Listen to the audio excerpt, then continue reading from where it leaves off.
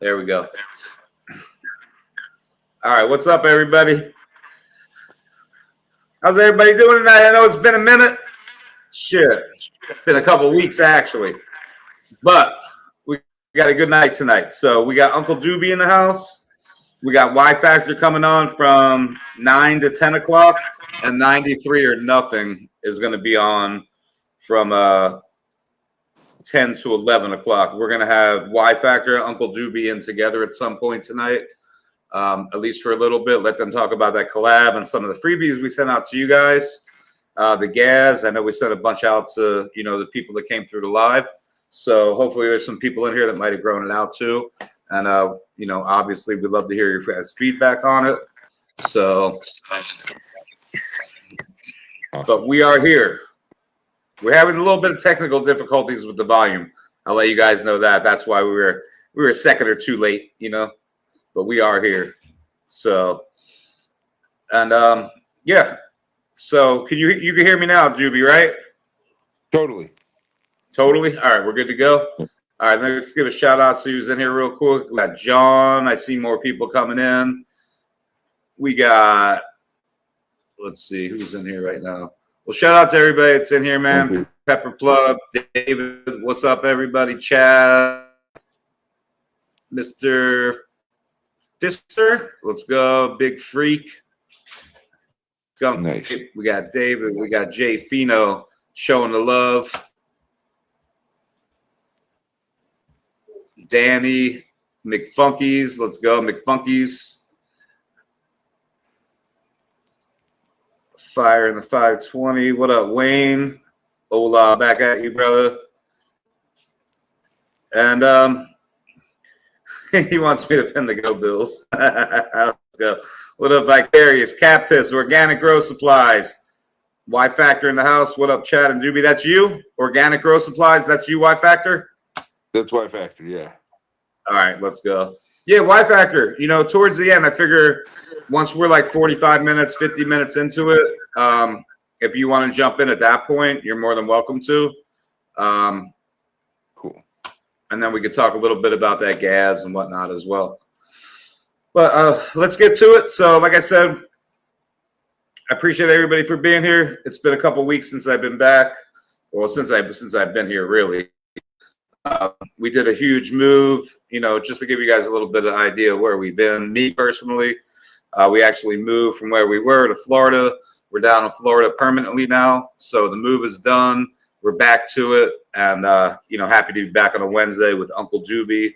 So we're going to get right into it. And for anybody that doesn't know Doobie, I'm going to let him introduce himself again. I like to do that, for new people in here. Maybe you guys don't know who he is, which you should by now. Hopefully everybody does know who he is. But I'm still going to give him a second to introduce himself.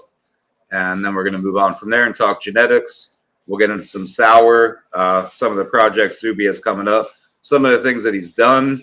And, and then we'll open it up to some questions as well. And as we go, you guys are welcome to ask any questions you guys have.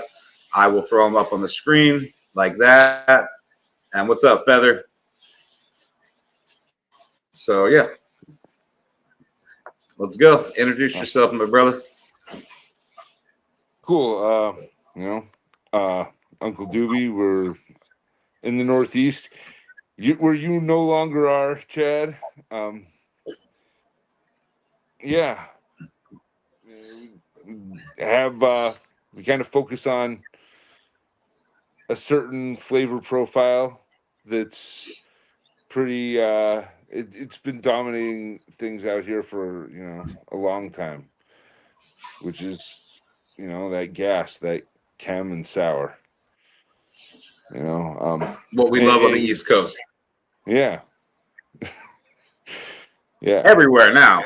Yeah, everywhere. So yeah, chem sour, that's what we love. And Uncle Doobie, like I tell you guys, I've had a chance to actually smoke some of his sour. It's been a minute now. But when I hear people say the sour is gone or whatever the case may be, it's not. This is the man right here that actually does have it. And there's just so much work that he's done at this point so many different crosses. I mean, I wanted to get with him, you know, before we did this, but we can go over some of the stuff that you guys might want to see, because I know we want to. There's a whole bunch of stuff that we have on the site right now, but we do want to bring some of the newer stuff to the site as well. So some of the stuff that we put out, like, I don't know, it's the beginning of when I was putting things out with the 30-year dog crosses, which was the Chem 91 by Chem Fuego, and when I used that male. So so I don't know, it's a number of years ago now. Then we released like our favorite things from a few of the different lines, including that the GMO 30-year dog is the Gas GPT. I think you had some up there. I'm not sure if you still do, but just now we're seeing people run those things out. And for instance, this one company, I was over there touring it. Shout out to Rob and Scotty and all of them over there at CNA stores up in Amesbury, Mass, and Haverhill, and they selected a pheno of that I'm still in shock about the numbers that this thing hit. 39.5% total active cannabinoids. 39.5%. It's not bullshit. Like other things that they did of mine were hitting like 24 to 26. That the Hunter Mountain BX, which was Hunter Mountain Sour Diesel, hit by the Fire on the Mountain, which was Hunter Mountain Sour Diesel by Chem Fuego. So that one only was coming in 24 to 26. There were like Leo's Moki Melon was coming in 26 to 27. This thing was coming in 39.5% total active cannabinoids, 31% THC, and it was like 4.3%. No, 3.41%. No, yeah, 3.41% terpenes, 31% THC. The crazy thing is how much it washed too. 7.38% fresh frozen to ice water hash. That's crazy. Like, yeah, that is crazy. Yeah. That is. Yeah. 7.38%. Yeah. Yeah, over 3% is what they told me is good. Like they're like, our threshold is 3%. If it's over 3%, we're very happy. And they're like, if it's 5%, we're ecstatic. And 7.38. So and I actually I'm saw blown away by that. Yeah, absolutely. And I saw you guys. I saw That's you not even actually catching in put the a post up. 25, dude. Sorry, I didn't mean to cut you off. No, yeah. So, and that's on the Gas GPT, and that's something you and Leo did together, I believe, right? That was the collab with Yeah. Leo named that baby too. But yeah, the I Gas think there were GPT. some earlier releases of that before we put it out in the aficionado packaging and stuff. So there are Okay. some older packs of it that exist that are out there that are still that. It's the GMO 30-year dog, the Gas GPT. And what did you wait? Out of curiosity, was it named anything before that, or it was just listed as that? No. I mean, there's sometimes that I was putting names on things, but I pretty quickly was like, dude, I can focus on the naming thing, or I should really just focus on being prolific and creating as much as I can. And I and think just that's the most important thing. I see some yeah, names let anyway the people who that select it name it whatever the so, hell they want to too. But it is good for the branding, and Leo's great with the naming and stuff. yeah. Love his names. Yeah. All right, so that's a beautiful thing right there on the washing numbers. That's just insane, and all around high THC percentage. So that's strain's killing Yeah, it but I right should there. note this is an outlier. They had other phenotypes that they narrowed it down to 3, and the other 2 that were performing well for them were not hitting those numbers at all. All Okay. right. This is the highest thing in their facility that they did, like for the total active cannabinoids. Next highest was melted strawberries from Bloom. But I made sure that I made note of that. I was like, what's the next highest? Okay, all right. And I think that one had like 36%, but not 39.5. Right. 39.5. Those numbers are actually insane. They just are. So Yeah, let's I'm go. still in shock, honestly. Like, like when they said 31% to me before, I thought that was the TAC, not the THC. But 31% was the THC. Right.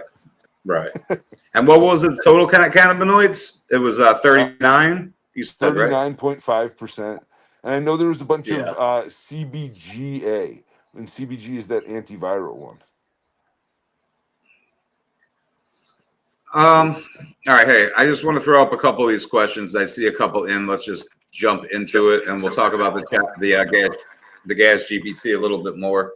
But this is for do you grow outdoors? Grow Northeast specific? Okay, Uncle Doobie, do you grow outdoors? Grow Northeast specific cultivars is the question. I grow a little bit outside, but I primarily grow inside. I do have some things that I can tell you, like certain things that'll finish in September of mine. Most of my stuff finishes in October, in mid to late October. But there are certain things like that the grapefruit chem crossed with the sour animal. That one will finish like 3 weeks into September, like right around the solstice, not solstice, equinox. I'm sorry. No, it's not. Yeah, it's the equinox, right? The autumnal equinox. Jeez. Yes.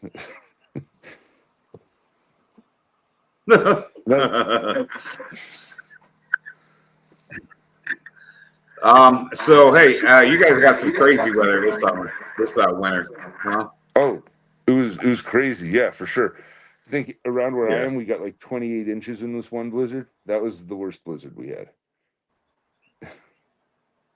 Yeah. Actually, there Wow. was another Wow, one winter, we man. I'm got glad to late be out last of the year. Northeast. Yeah, yeah, dude, you moved right out of it. This was a harsh winter that you dealt with too, and then like you'll be like, yeah, I'm not gonna miss that.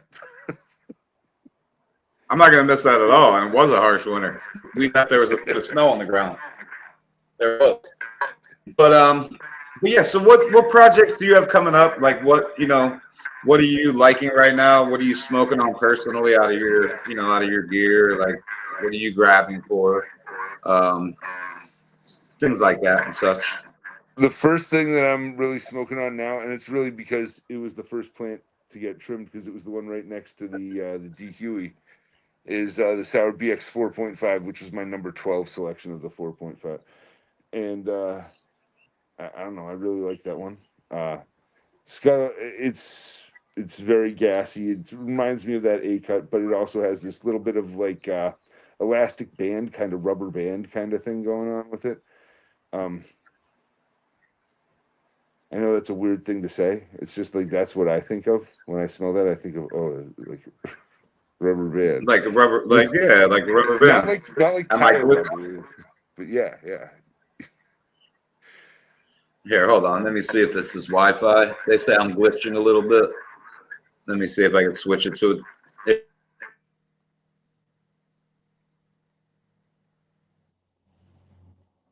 Doesn't seem like you're glitching for me for audio, but the video is like frozen right now on. Is that better right now? I switched it to a different Wi-Fi. You're clear in StreamYard, but in YouTube you're lagging. Oh, in YouTube it is? I wonder why it's doing that.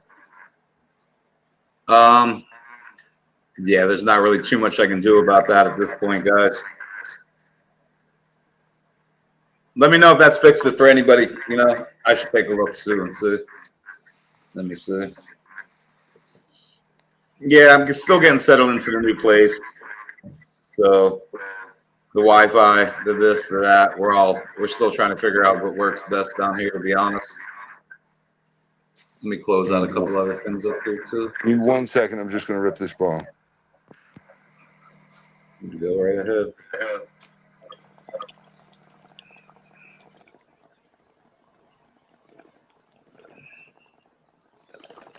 I can tell you what, it's fucking hot. It was hot tonight. It was cool today. It's much clearer now. All right, cool. Yeah, it's perfect. All right. Dude, it was cool here today. Like literally had to wear a hoodie today, which is crazy for down here. Good to go? All right, perfect. Oh, much better. Whew. That was Damn. Crazy Fingers too. Crazy Fingers was good. Yeah. Yeah, those guys are friends of mine. I've known them forever. So, yeah, it was a good time last night. I mean, it was cool to be, get out for sure. So, um, but let's talk a little bit about what you got coming up, bro. So, whatever you're working on, new projects. I like to know a little bit about like where you're at with where you're at. I know you said you just mentioned the 4.5. So where are you at with? I think you wanted to get, what percentage are you at towards full sour diesel now? The 5.5 was 98.82812.5%. The 6.5 will be 99.4 something, but I made some seeds. I don't know. I didn't make enough. It seemed like what was happening with the male and normally I have erroneous copies of males, like my second choice, my third choice. And I didn't do that this time because I was like, this one is head and shoulders my favorite. And it made tons of arthropods, but wasn't dropping like the clouds of pollen. And it was just, I don't think calling it sterile is right, but it's definitely, it was not doing the job that I needed it to do. So I've already gone back into it. When I realized it mid bloom that I was like, this thing isn't doing what I need it to do. I've already popped a few dozen more of the 5.5s that I'm going back into again for a male. Even though I have my female selections that I already made, whatever, I'm gonna go into those two. But now I'm having to make another attempt at the 6.5s. It's fine. At the 6.5. So you're at the I'm still 5.5. only at the 5.5s, but what I'm smoking is the 4.5. It's Okay. like A cut, sour A cut by sour A cut by sour A cut by sour A cut by Hunter Mountain Sour by Chem Fuego. Is what I have in the water pipe. So, yeah, what are the new projects coming up? What are we thinking about putting on the site? We could talk a little bit about some of that. So yeah, it's been a minute now since I made these triangle sour animal things, and a bunch of them more I've gotten around to testing. And so using the Triangle Kush by the O9 Animal Cookies, by the Sour BX 1.5, which is a cut of sour by Hunter Mountain Sour by Chem Fuego. That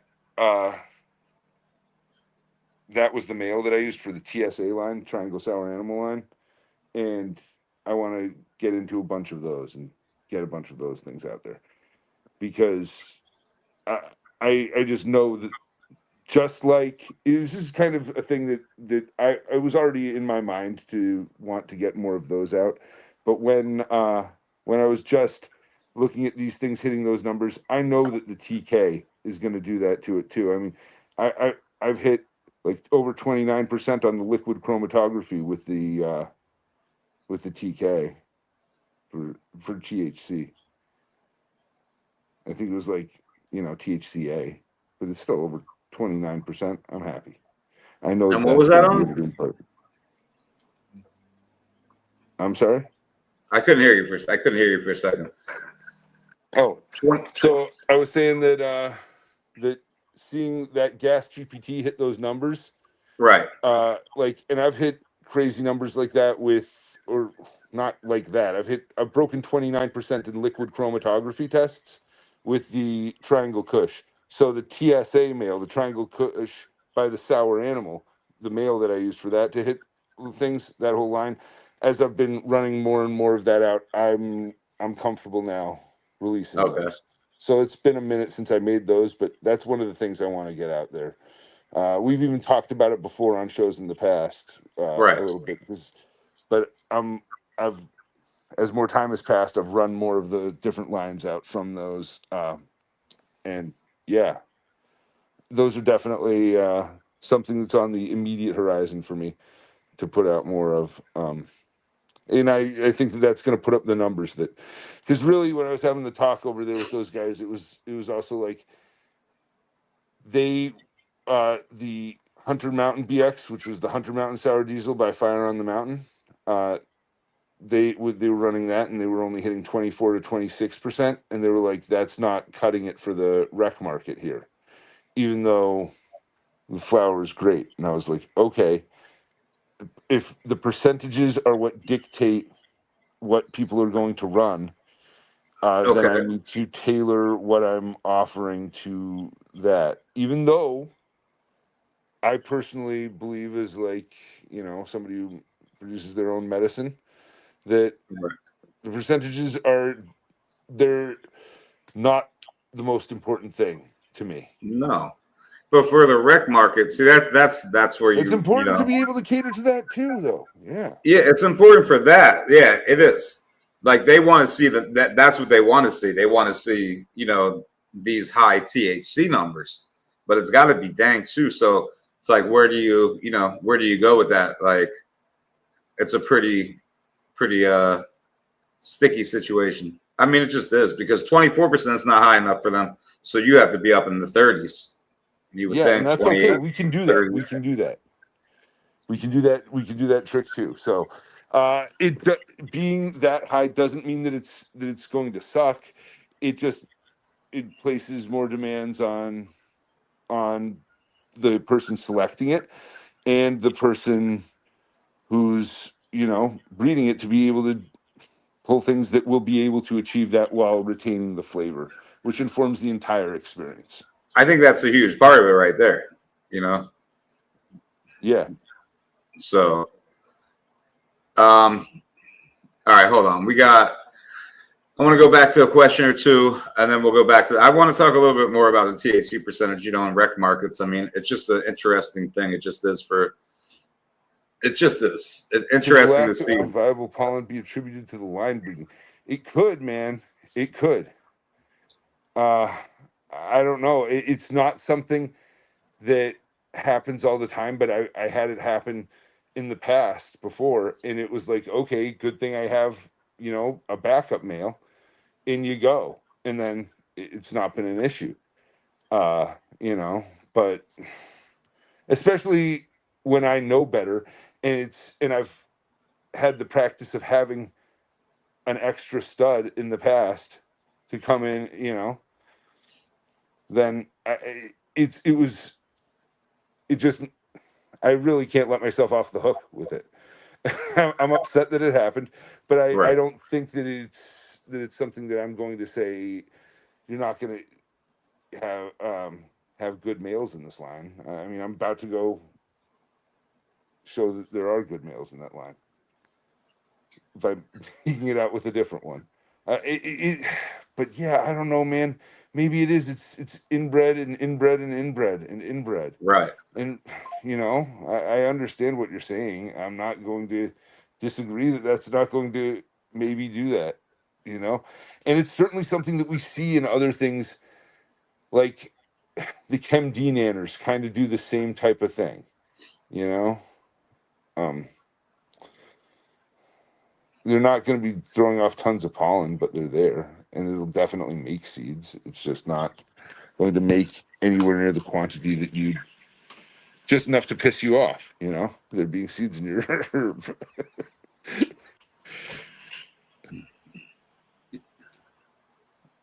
Yeah. I mean, they don't to a lot of people, but they, you know, obviously in the rec market's totally different. Like it's a different mindset. You know, Yeah. they know people are going to walk in. They know people that aren't so educated, really. You know, newer people, people that are just starting to get into, you know, smoking and stuff like that. They are going to walk into a dispensary and they're immediately going to say, "What's the highest THC thing you have?" So it's one of those things, education. But when you have something, you know, when Doobie's getting numbers like he's getting on what he's getting, it makes sense that selection will be a huge part of it when you're trying to maintain, you know, the chirps and a lot of other like aspects of it while, you know, getting these numbers high enough where someone in a in a rec market will be happy to put it on the shelf. So, and he can definitely talk more on that. So there's another line that I know that when people are really digging into it, they're going to find stuff in there that it's also going to conform to these facilities. And that's that one that we did, the Sour on steroids, which was the grease band across to the Sour BX 2.5. And that's, I don't know, that's stuff that I love, man. And the grease band, which is this Grease Monkey by the 707 headband, already imparts structure from that, more like the Grease Monkey, like from the cookie part of that, you know. The Grease Monkey is fucking, you know, something special in itself. So I do know that you have done some crosses with the Grease Monkey in it, and I feel like I'm definitely interested in some of those crosses as well. And then what you said, the 707 headband, that's the headband that you used? Yeah. Okay. Mine came from a homie of mine, Garrett, who got it in like Vermont in the early 2000s. So but I said, what cut of headband is this? And he was like, it's the 707. But it was supposed to have predated like the Reserva Privada stuff coming out and stuff. Well, isn't that the OG18 though? The Reserva Privada? Well, that was another one that they did, right? Okay.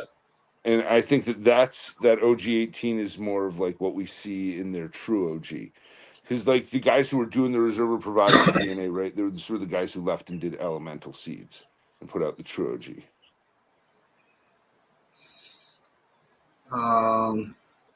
Yeah, I'm just gonna put up. J5 still. It's not something you hear much of, mainly because no one works lines.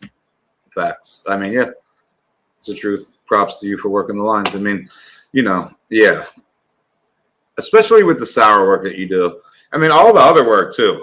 I feel like, you know, the sour work just at this point brings a lot of the old school people like me and a lot of people in here, because there's not many people doing it. And I mean, there are a lot of people that say they're working the sour, but yet have I seen but your sour to really be a good representation of what I remember sour to be. So, the sour you're seeing from me is an old cut, man. I mean, actually, I have a few different old cuts of sour, but that A cut, like, I mean, I first smoked that thing in like 08. I smoked sour before that. Like, I first smoked sour in like 06, and I'd been smoking these other diesels before that, but they weren't called sour. They were numbered diesels. Yeah, they weren't called sour. No, not the gazzy, diesel-y stuff. I mean, that's been around for a long time. I think we're about the same age. But, you know, me moving here, it's funny, I'm right back where I was in the 90s, like, to be honest. We would get, I mean, you know, there was chems that weren't even called chems yet. Like, I mean, Dead Tour especially, that's when you really saw what you saw. But, yeah, it's just really, you know, it's cool to just think about like where I'm back at and everything that came through here. You have a lot of like the TK. I know this is a conversation I've had with people back and forth, whether it's a California, Florida. For me, I've always known TK as the triangle, and I know there's one in California, but you know, it's Jacksonville to Miami, back over to Tampa. So, you know, that's the Florida Triangle, and that's where I believed and have read, you know, there's stuff to back it up that is actually something that came from Florida. Not originally, obviously, it's not a land race, but, you know, created here. Like you have Burger, what's his name, Bubba Burger, you know, all that, those stories. So those dudes were from Florida. You got Chrome, you know, that dude used to tag, like that dude I knew way back in the day. But a lot of these things that I believe came from Florida. So it's cool to be back here in Florida. And then I only brought that up because you just had brought up the TK, and, you know, and headband is something that we used to get back here way, way, way long time ago. So it probably predates a lot of that stuff. But let me see. Cheers, Uncle Doobie. Cheers. The breeders have to bend the knee. If breeders have to bend the knee to high THC numbers, they could overlook flavor when making their selections for their winner pheno. Sucks it has to be that way. I think it depends. I think Doobie can talk on that a little bit more. You know, I'm not sure. Well, I'll let him talk on that. So that's where the conversation was a little bit. Yeah, so I don't think that that's been the focus of what I've done, but I think that there's definitely things that I don't discriminate against low THC numbers. However, I'm not going to discriminate against plants that are coming in with high numbers. And so now I'm seeing after that this really is a big selection criteria for places, that's been reinforced through this, because they were like, yeah, we like that, but it was just not. And I was like, 24 to 26 isn't hitting it enough for you guys, and they're like, no. So Yeah. What are there they are other looking things for that I though? have that I know will hit that. And so Where, what THC number are they trying to be over 30%? Like, I'm just curious where yeah, that's what it is. Over 30, they want over 30%. Yeah. yes. I don't know if I it mean, has to be 30% over 30% THC, but it certainly has to be over 30% TAC. okay. Isn't it a trip though? Think about how far. I mean, and, the opposite side of that is like the coolest thing is whether it's all a matter of how perspective. But we came from, you go back to the 70s to the 80s. You're at like 12%, 13%. The 90s, you're probably in the up to 20. Now we're talking about 30%. Like 30, 40%. This is where it's just a trip to me, bro. Like it is. It's cool. Like it's cool how far we've come. It is. I mean, we've lost so much along the way, and I'm not saying whether I'm a fan of these high numbers or not. I'm just whatever. But it is a trip to think about how far we've come in a short amount of time, relatively a short amount of time. So it's a trip. All right. So how's this? Do you think the heavy skunk trait in sour we are chasing is an easier trait? Well, I'm not sure. So to me, it's not skunk in that same way. To me, it's like screaming gas. But if you leave Sour. it for if you run it for too long, in my opinion, too long, uh, it's going to change to a more raunchy, putrid kind of thing, and that's more skunky. But if you take it when I feel like you want to take it, which is 8.5 to 9.5 weeks, then it's like just a piercing gasoline, and that's where you want the flavor of the sour, in my opinion. So it's like about doing whatever you can to get it to stack like that harder earlier, so that you can get out in the window with where the flavor is good before it starts to change over. I don't know if that makes sense. I've tried to say this so many times, but I feel like I've gotten better at it, but I still feel like it's difficult to articulate what I'm trying to say here. Uh, the flavor changes. It goes from sweet gas to raunchy, putrid stink. And it like changes over time. So there's like an overlap of all these things. It's a gradual thing. It's not just like a changing like that. It it segues. And it's about taking it at the right spot on the spectrum. To me, the flavor is everything. So it's earlier is better. To me, the flavor is everything too. See, I'm huge on terps. Like, I'm gonna let you continue, but to me, terps, they're way more important to me than a lot of other things, because you know what? If it doesn't taste good, that takes away so much of it. Takes away a lot. Effects are so much too, but for me, it has to taste good first and foremost. The numbers and all It's this shit gonna are taste good secondary. even when it's raunchy, but Yeah, I it's better when it's earlier and it's more piercing gas. get. And this is a conversation we've had every time, and I feel like it makes perfect sense. And to hear you say it is very interesting, I'm sure, to a lot of people, because you say, and this is the conversation I believe we've had, is you want to harvest it earlier than later to be in that sweet spot. So, and I think a lot of people feel like they have to let it go to, full term, whatever that may be in their head. But it's cool, because I feel like people that are growing sour, listen, especially if you guys are growing Doobie's gear, these are things that you guys should be really interested in, because you want to find where that window is, and he can probably, he will try to help you with that You're gonna 100%. find So, outliers too that will go longer or be done even earlier than I would have thought. You know what I mean? Like it happens in there, but most of things are clustered in that like, you know, the area that I'm describing. The vast majority. I'm just thinking about how that gas GPT maybe, you know, that's an outlier in that and even just with putting up the numbers. And I remember that he said like check again, and the other one had because they have to weigh them in 15-pound batches in mass. So the other one had like a 38.1 tack, and then this one had a 39.5. And she's like, no, it's the same thing. And he was like, it's higher than the others. It can't be the same. And she goes, no, it's the same ratios of the same terpenes. There's just more of things in this one. And so that's kind of and he said they weren't able to really detect it when they were smoking between the three. They were like, it's down to these three. And I don't know, to me that makes me think that some of these things that are outliers that we're not even going to really be able to identify.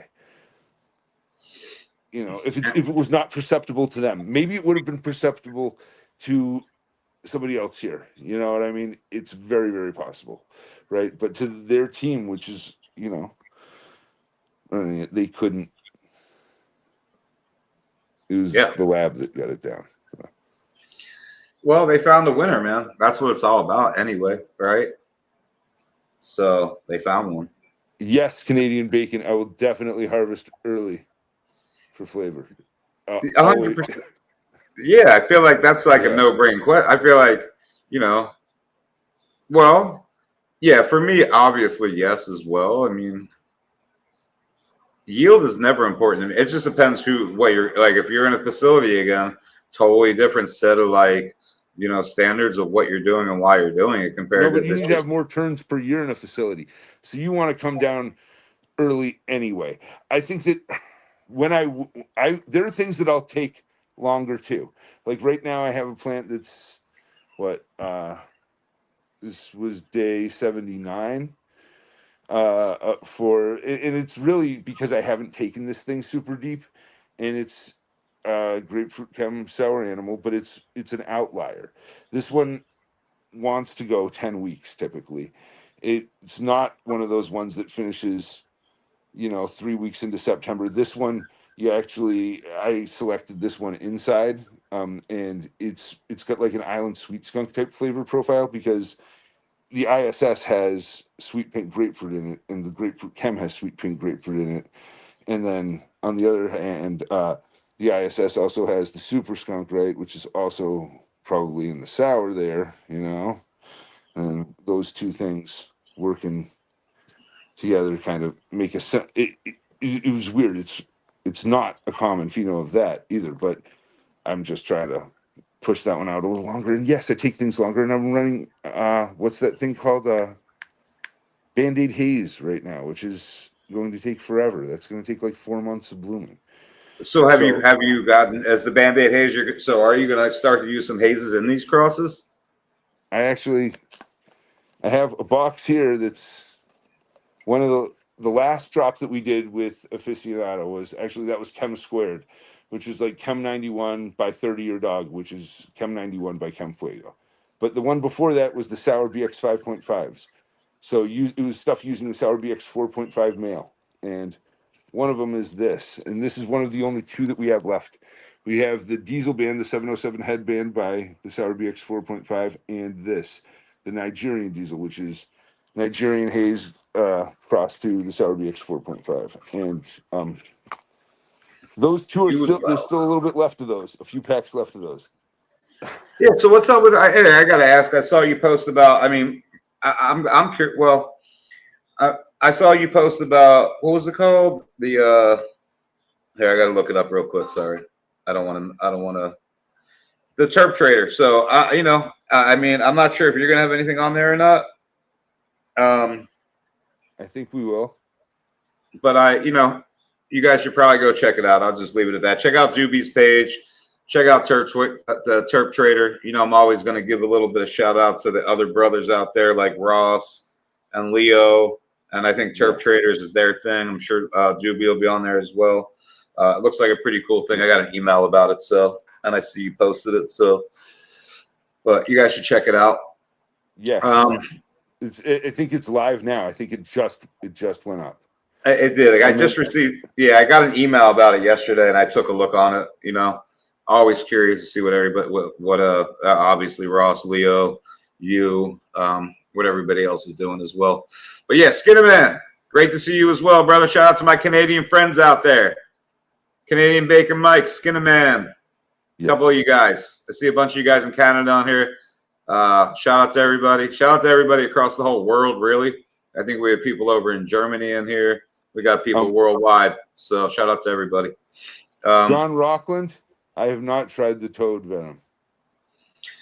I don't even want, you know what? I didn't even want to touch on it because I feel like that's like, you know, yeah, interesting conversation to say the least. It's just been a lot of, you know, just interesting. Animal face cinnamon, right? Yeah, that's what it is. That's why, like, give a shout out to Sin City. That's my homie, you know. Yeah. Give a shout out to him. Like, give some shout outs where they're deserved. Like, I mean, well, I'm just saying. That's why I'm bringing up the lineage of it here. It's like, you know, there was real work put into it. You know, from those. Yeah, Tovek, yeah, exactly. But anyway, so we got about 20 minutes left, guys. I see Y Factor is in here right now. I know he wants to probably jump in and talk a little bit about the gas. But I do still, what did I want to talk about? The hours go by so fast, man. We didn't really get a chance to talk too much about anything that's on the site and what we're going to put on the site. But I can tell you guys this. If you guys Triangle Sour Animal Gear. Okay, so we're going to put the Triangle Sour Animal. We'll put some of those crosses on there, and I'm going to see what else. And I'm telling you guys, there's a couple things on the site right now that you guys should go look and see because they should be gone by now. Like, I think there's a Sour Diesel 2.0. Just go look on the site and see what's there. You guys won't be disappointed if you want some Uncle Doobie gear. And we're going to get some more on there for you. I'm actually going to put a scroll up here real quick. I had the wrong scroll on there. I had Massive Creations. That was old.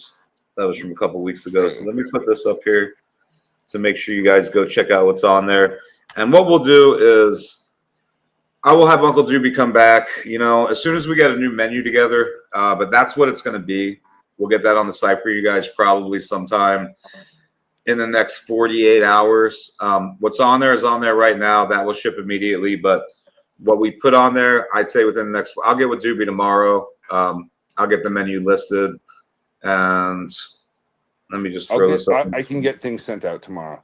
Friday morning at the latest, but you'll have them by Monday, you know? All right. So we'll get everything on the site for you guys tonight or tomorrow at some point. And there you go. Here, let me put this. I'm trying to get the scroll up here. All right, there we go. So, and you guys are welcome to use that code. That is a code that is a good code. It'll save you guys 15%. That's all, you know, that comes from me. So enjoy that 15% off, dude, guys, if you guys want to grab some Uncle Doobie, and we would appreciate you. So anyway, let's see. What else do we got? TK all day. Need some Dark Star in my life. Let's go. Let's go. So have you used any other? So you used the Nigerian haze. How did that come out? Like, how were the phenos you found that? Were they long flowering or? Not super long. I think you can get if you look through it, you can get something that's a 9-weeker, but there's going to be a lot of 10s. I don't think 10 is that long. I feel like 10 is not. I don't know. No, but the Nige cut that was used in it is from Gardens of Tammuz. It was his cut, originally passed to me by 80K Grass. But the that plant only goes maybe 11 weeks, you know. So the sour shortened it a little bit, but like I said, you're gonna have to like go through it to get like the 9-weekers. However, I will say I want to say Slow-Mo Sapien did this Nigerian Haze titty sprinkles that I'm running through some of now. And I do believe that there are 9 weekers in there. Definitely. Like when I ran through the Nigerian diesels, and I'm running through some now, things came down around 10. And some things could have gone longer, some things were probably like just about right. But yeah, I'm just being real about that. I know it's not. I know there are 9 weekers in there. But yeah, That's still not bad. Like we're talking about like that's not bad in general. I don't think it's excessive. When you have hazes that I hear like 15, 17, 18, like some crazy flowering time. The Band-Aid Haze is supposed to be like that, you know. Okay. The number 7 that I have, it's it's supposed to be like 4 months. So you go to a lot of events in New York, I know this. Have you seen any haze out there that you would like to, incorporate into something? Like, have you run across anything that you're like, yo, I need this, I need the, Yeah, dude, my favorite haze is that silver haze. Yeah, same. Not super silver, just the silver. Yeah, the silver haze. Yeah. The silver haze is good. I haven't seen it in a long time. I mean, I've seen some hazes at some of the events when I was up there, but yeah. I mean, I'm just, I would love to see like some sour with some haze. It would be interesting because of the power, because of the different effects of the haze. The haze is just, like the sour, but the haze, it would be nice. So that Nige is kind of like a jittery high, though.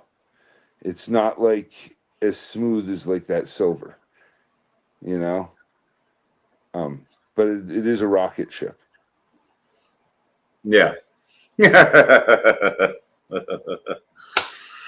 Oh shit.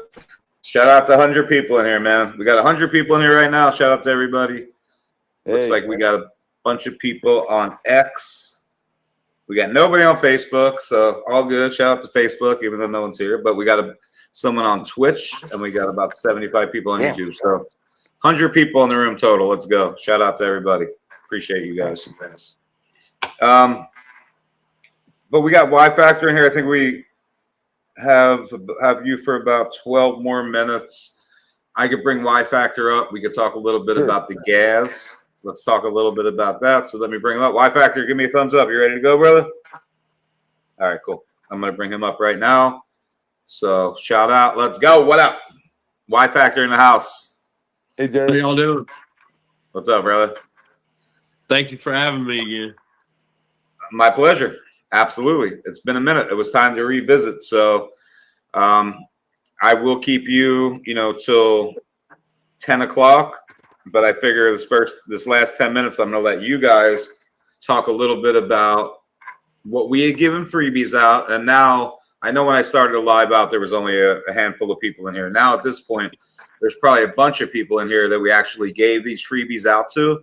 And the release is coming now because I'm sure there's people out there that maybe have grown it. I know you've gotten a lot of feedback on it already. Me and Doobie talk a little bit about this, and it seems like it's time for you guys to at least set a date or be, a time frame where we're going to release the gas. So why don't you let them know what the gas is, and I'll let you guys, each talk a little bit about it. Yeah, and first off, I want to say sorry for the last episode. I know it's been a while, but my grandmother had passed away. Well, my great-grandmother had passed away like the day before, but I didn't want to leave you all hanging. And I know I didn't sound like very enthusiastic about all this new stuff I was dropping, but I just wanted to apologize for my energy the last show because that's what was going on with me. Just to let y'all know, because I know it wasn't nothing compared to my other shows. You could tell something was going on with me. So, hey man, you know what? Life happens, bro. And I always say this: family comes first, no matter what. All this shit is secondary, bro. The people that we love, the people that are in our lives that we care about, those will always come first. Business, should all this come secondary. So you even coming on that night, you know, just mad respect for you for that. And it's all love, missed the bro. show because of Wi-Fi before that, and I didn't want to leave y'all hanging again. So Yeah, all good, bro. All good, man. I'm sure Yeah. everybody feels the same way that I just said. So it's all good. And So, you know, my a few condolences. people- So yeah, thank you. A few people have grown out the guava animal sour, the gas now. One person just chopped. He took them to about 70 days. There's another person that's getting ready to chop them in about, I'd say 3 more weeks. They're testing very well. They're super vigorous and tall. And even though that cross was only a quarter of Doobie sour, even though Royal has a little sour in it, just the sour dominant pheno of that sour animal F2 we used, like the plants look like sour. They got the candelabra structure, the leaf shape, everything, and they got the vigor of the sour. So they're testing really good, and there's a lot of gas in them. I feel like the serrations are a little different from sour, but the petal shape is the same. Just the shape. The petal shape is the same, and the branching is the same, like you're saying. And so the mom you used was the one that I built that you selected, which was the sour animal. Is the 09 animal cookies hit by the sour BX 1.5 male, which was the A cut of sour hit by the fire on the mountain, which was the Hunter Mountain sour Chem Fuego, and then the father you put in a ton of work on. Yeah, so I made the guava goo in 2019, and then I hit that to a lemon lollipops. Hey, I'm gonna let you guys talk for 1 second. I gotta actually go grab my charger for this laptop. Give me just a minute. You guys continue to talk about that. I'll be right back. So the lemon lollipop, crossed with the guava, it was probably about 3.5 years ago, before my son was born, and then I'd had the Royal Kush for about 1.5 years or so, and I only got 1 seed. I got 1 male from that, and it happened doing a guava goo F2 pollination. I just got 1 seed out of the lemon lollipops. So hit that to the Royal Kush female, the purple one, Royal Kush number 4, that we've held about 5 years now, maybe 6, and they just turned out amazing. People are still growing some of those clones in the F1 version and loving them. So to clarify here, what it is you have one thing that's half blue magoo. It's the blue your guava goo, and then your other side. On the other side, I bred it to Guava Punch in 2019. Yes, that's the guava goo, but the other side is the lemon lollipop from Professor P, and that one is half blue magoo again, and then the other half of that is Oregon lemons, probably a lemon skunk. So 2 very similar citrus crossed to a blue magoo cross. And then hit to we the get Royal the Kush. brought into it. That's what I'm smoking right now.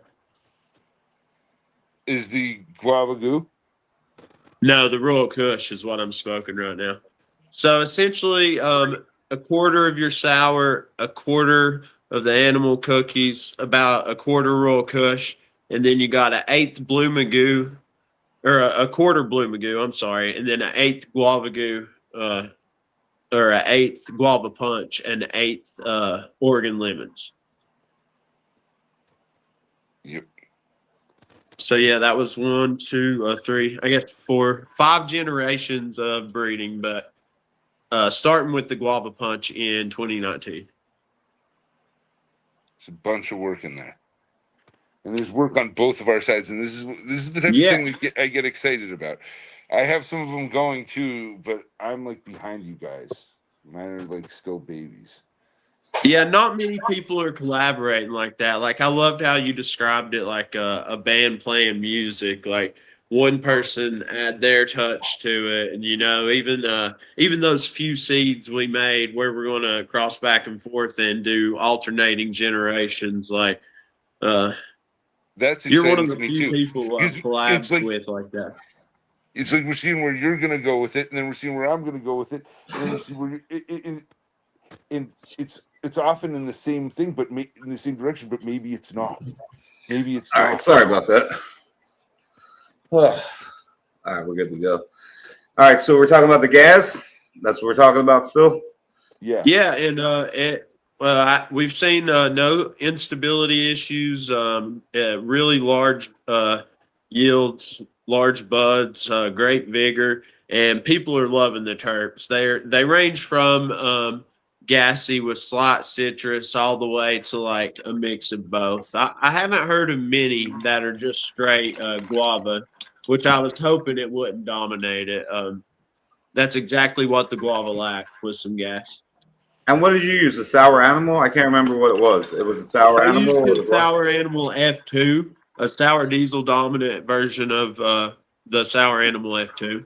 The other Okay. sister was short, looked more like cookies, but this phenol I chose reminded me a lot of his Sour Diesel BX 3.5 I had grown like a year before that. Okay. So you're gonna have a lot of sour in it. Does the guava come through? Like, is a soury guava? I sorry, I missed it. I had to walk away for a second. It doesn't dominate it though. It actually let the guava and the grapefruit and the gas blend, and some are super gassy. They said the shorter plants seem to be gassier so far, but that doesn't make sense to me. I would assume it'd be the taller sour diesel ones, but they're saying the taller ones are a blend of both. Okay. I just wanted to put that question. I wanted to put that up there because I feel like you might have a little bit of sour is nice, but hell to grow, it's so sensitive to humidity. I feel like OG is even more like that, but yeah, sour is finicky in general, but in terms of not and you know what, if you've got a nice environment, the humidity is okay in veg, and I mean, I guess going into bloom, as long as you're not too deep in it, you know. Say the feeding, just because they're vigorous, they eat a lot more than normal plants, but not many people that have grown that even encountered that. Nitrogen, Yeah, like needs that nitrogen, extra more spark nitrogen in in flower. the transition. Yeah. Yeah. So And okay, if it gets tall, it can be a little potassium deficient, right? You know, but I don't know.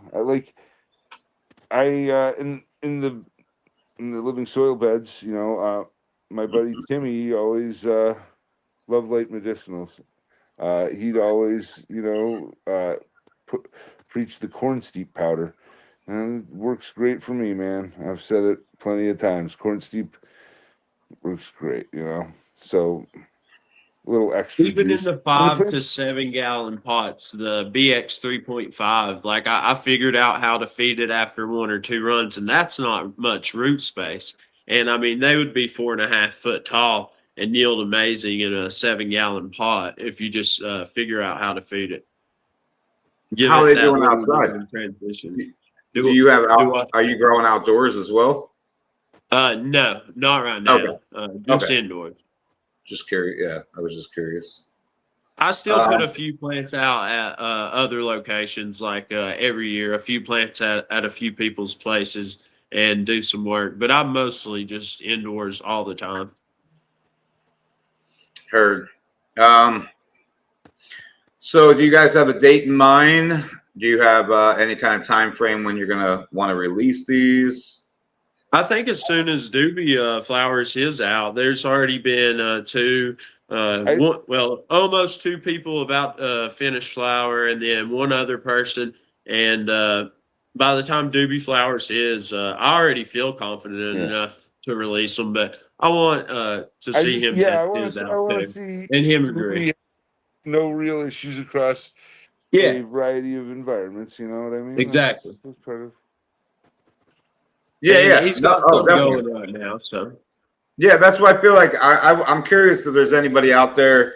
If you're not in here right now, but if you guys watch this, rewatch this back, because we sent out a lot of tester packs. So I'm anybody pretty that's in sure here, 2 people, the one guy that finished, I'm pretty sure it was off here, and the guy that's about to yeah, chop them in probably 3 or 4 weeks, he was from here.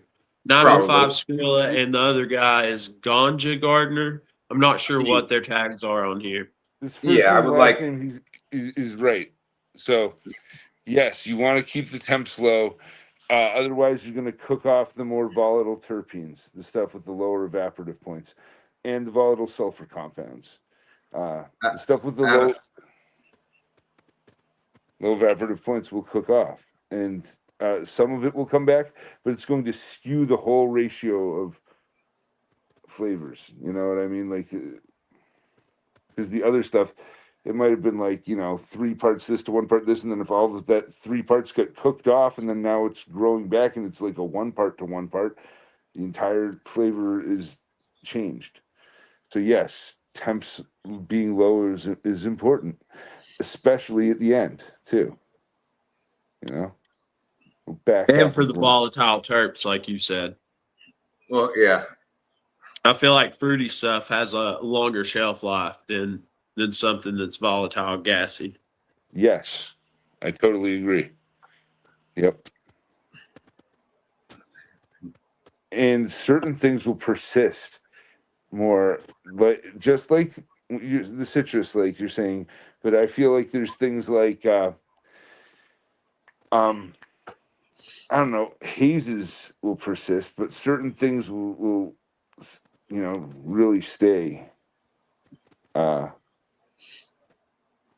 matter what, and choke other things out. It might not all be terpenes; it might be esters and stuff. Hey, what nitrogen fertilizer do you guys recommend for organic growth?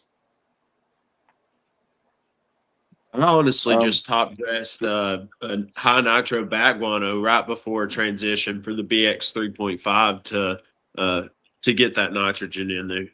If you need something that's bioavailable, soybean protein hydrolysate, whatever you want to.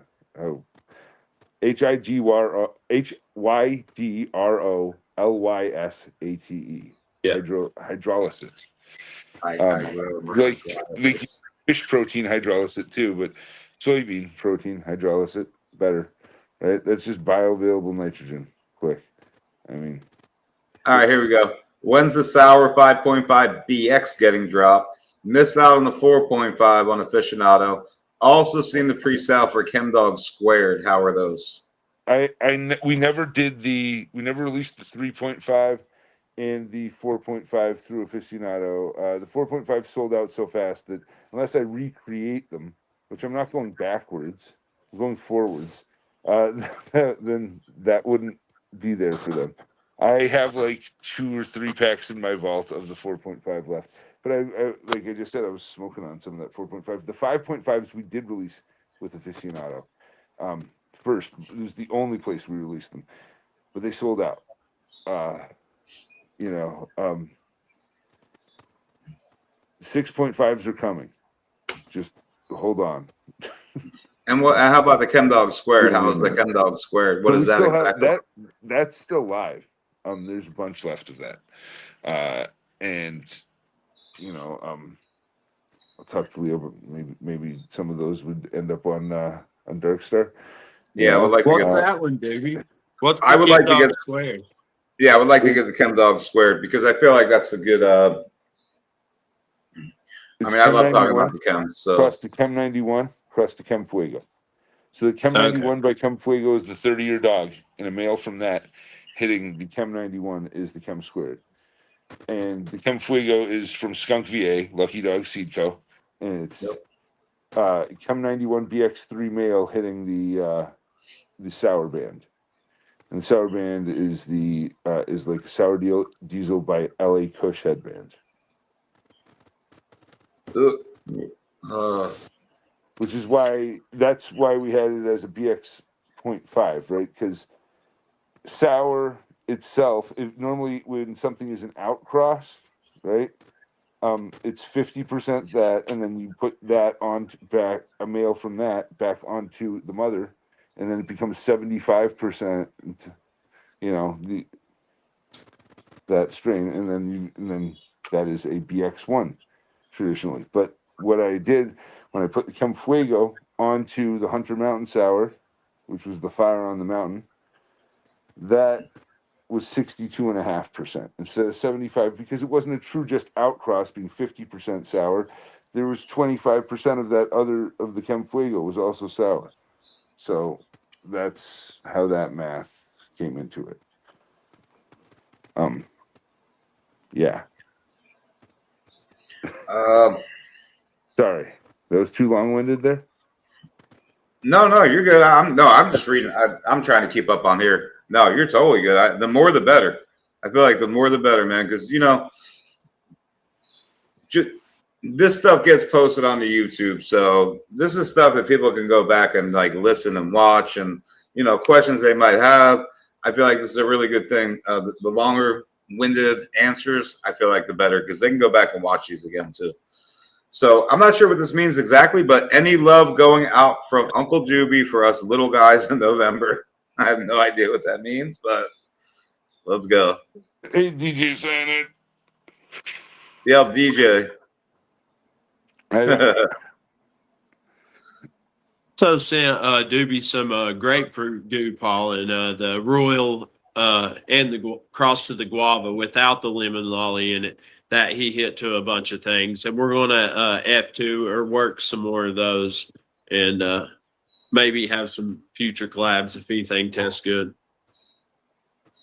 Yeah. Oh, he said ready for the alfalfa meal. Alfalfa meal is great, dude. Alfalfa meal is wonderful. But I definitely love alfalfa meal. Yeah. Hey, there's a bunch of beans on the site now. So, and we have a whole bunch more coming, DJ, just so you know. Pin at the bottom. If you don't know the site, there's my hands. Go check out the site because we have a whole bunch on there right now. And we're going to have a whole bunch more on there within the next 48 hours. So that will be on there. The band, that's a whole nother conversation because, we'll see what happens with that. That's, I feel like all three of us, we've been doing this a long time. I don't think that band's going to change anything. It might be a difference of how we have to market things. I think that would be the only thing that would probably change at that point, to be completely honest. But, we'll see what happens. I feel like there's so many lobbyists involved right now. There's hemp farmers out there putting billions of dollars, millions upon millions of dollars into lobbyists. And we'll see, to be determined. We'll see what happens with all that. But that's all. But for now, you might as well stock up. Stock on up. Y Factor on the site, Uncle Doobie on the site. We got more coming. So, stock up. But all right, so when you're growing sour, here, wait, hold on. When you're growing your sour, when do you take it for flower versus rosin? From Farmer Joe is the question. So I try to take it around, like, I don't know, 9 weeks or a little before 9 weeks for flower. And for rosin, I might take it like around 8 weeks, but I'm not really taking it for rosin. What I'm doing is I'm coming back in, and I might be like, oh, I should have gotten rid of these earlier, these lowers, but I'm going to take these now and pull them all for fresh frozen around, like, I don't know, day 52, 53 at the latest. But it'll be because I'm like, oh man, now it's getting close to me having to trim, and I don't want to have to trim this like piddly shit. So let me just pull it all off, toss it in the freezer, let it accumulate over a few rounds, and then be enough to really wash, and pull that off around like 52, 53. Being real about it, because for me, the hash is typically like a byproduct, not my end goal. If it was my end goal, I would take the whole garden around that time, like 7.5 to 8 weeks. Yeah, that's basically what I hear. I have a lot of rosin guys come on, and they basically let it go full term. They might pick a week early, yeah, 2 weeks early, like at very, very most. And that's the general consensus, like a week early. They're not picking like any more than 2 weeks early, but that's pretty much it. So I feel like a week is in that general range for sure. But most of them are letting them go almost full term. They're just picking it a little bit early. That's all. I mean, you obviously the question was directed towards you, but I just feel like that's like the general, generally what I get from. I have, like I said, I have rousing guys come through all the time, and that's generally about where they're at with it. So makes sense. For just flower in general, for just flower in general, what is a decent chopping day? For flower in general, what is a decent He's talking about for flower? sour, I think. Yeah. And I would say, 60 to 65 days. See, the Hunter Mountain wants to go a little bit longer, maybe more like 67, 68. But that A cut, which to me that's just it, dude. That's like, I don't know. I like to take it between 60 and 63 if I can. It'll sometimes go out to 65. That's because conditions weren't optimal. If I hit every transition perfectly, I think we can be out in 60. And in fact, like stuff that's won at comps, like there's been 59-day stuff I think that I've won with. Yeah. So like I'm often coming down right around 60. My last thing went to 63, I think. And that was like, yeah. Yeah, that's sure. I mean, people hear sour and they feel like, and this is, I mean, generally, if you're back, I'm not going to lie, 77 was my day. I like to chop a lot. It was just generally like what I had at one time. We would go like 77 days. So, but it's interesting because I think a lot of people they do hear sour and they're like, oh, that's going to be a longer flowering time. And then, you hear Doobie talk about it. And now you guys know, I mean, you're talking, in the 60s, like early, some 59, 63. If you Good wanted to advice do right that there. raunchy skunk thing, then that would be taking it later. But I want it to be like gasoline. Like gasoline, exactly. Yeah, That's it. Then you want to take it at like 9 weeks. I noticed that with the 3.5, I took it to 10, maybe 10 and a half weeks. And then Doobie suggested I take it to about 63. I might have taken the number 4 pheno latest, like 65 days. After I grew it those first few times and ran it long, and he told me that, I did like the terps a lot better and the rosin from it when you take it 63 to 65. All right, wait. Let me see. Okay, so I'm gonna go to this, and then I'm gonna go backwards in a second. I didn't miss your question, DJ, but I just wanted to touch on because we, earlier in the live, you had touched on the Island Sweet Skunk a little bit. So I just wanted. Gene says bring back the ISS. That stuff was cracked. So I feel like there are some things that Doobie's doing now that has that, in it.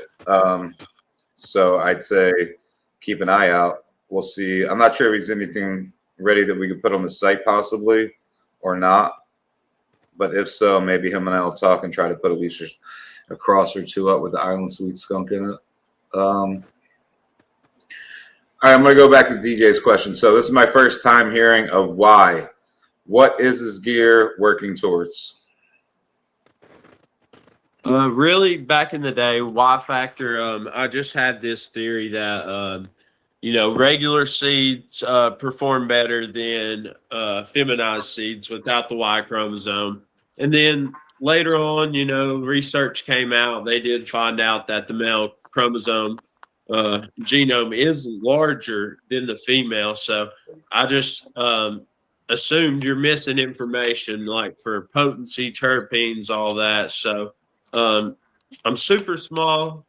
I don't make that many packs a year, but I try to do really good work that's tested, things that grow good outdoors for Virginia, super humid climates that have to be mold fungal resistant.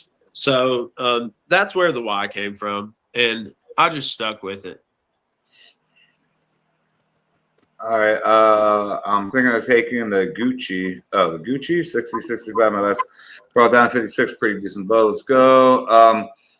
The Gucci's amazing. There's a lot of people growing that right now, and that's one I found 5 or 6 years ago, and that's just a dynasty, a relic. Blue Magoo by his Exodus cheese.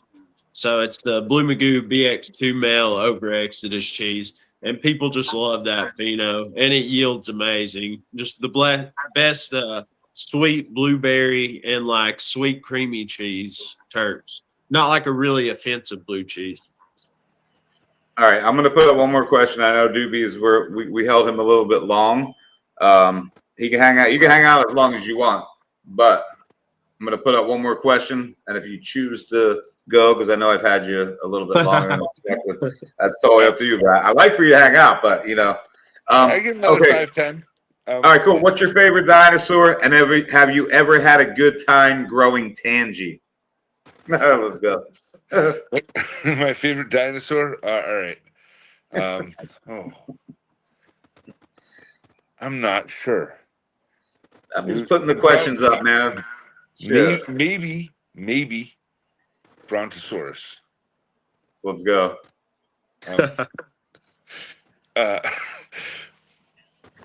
And have I had a good time growing tangy? Here's the thing. I've had like recently, I don't know, a couple of years ago, I did a couple blood orange tangies, and there was one that had none of the terpinolene. Another one had terpinolene throughout it, and I was not hyped on the one with the terpinolene, but the other one was all right. You know, that was a blood orange tangy. Tangy's not my favorite. Not mine. Yeah. I like the old Agent Orange. The Agent Orange before the Space Queen male was used on it. But the old Agent Orange was awesome. The Gasher grown will remind you of that Agent Orange type smell. And the grapefruit can. Favorite dinosaur? For me? Yeah, you're up. Velociraptor. Let's go. All right, cool. And I'm gonna say no, not really, but some of the TGA work, yeah, he was right with that. And I like the Raptors, dude. Their little Raptors are badass. But all right, so here we go.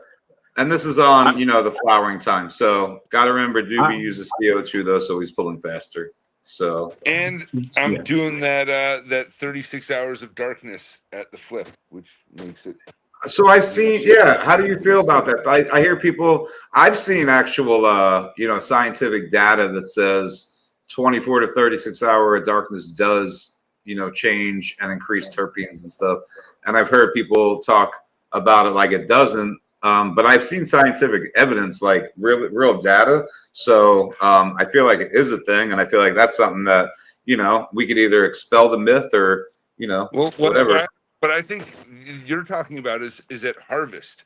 I'm talking about at the transition from veg to bloom. Oh, interesting. Okay, so this is cool. This is actually something I would like to talk about. So you flip it to 12/12 from 18/6. And then you unplug the lights after they turn off. And then you wait a full 24 hours or a little more, and then come back and plug the lights back into the timers. So then they'll come on. So it'll be 36 hours of darkness. So you're going 36 hours of darkness in between veg and flower? Yes. From the last when the lights turn off the last day of veg to when they turn on the first day of flower, 36 hours. And you see an increased growth? Like, is that what you're seeing? No. You're going to shave 5 days off of the stretch and the onset of bud site development. The flower hormone just builds up faster in it. And then when the light hits, okay, let's go. So if you want it to stretch, you don't want to do this. If you're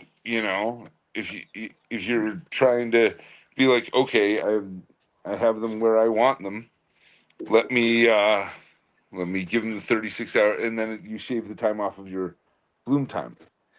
Some people would say, no, if I'm going to have to get them to keep stretching anyway, because they're a little bit shorter than they'd like, then why wouldn't they pay for less hours of electricity? But are you still going? You're still going like 12/12 though. You're not changing that. No. Are you at 12/12? Is that your cycle or no? No, I'm in 12-12 at that point, and I'm saying that that's another argument for people to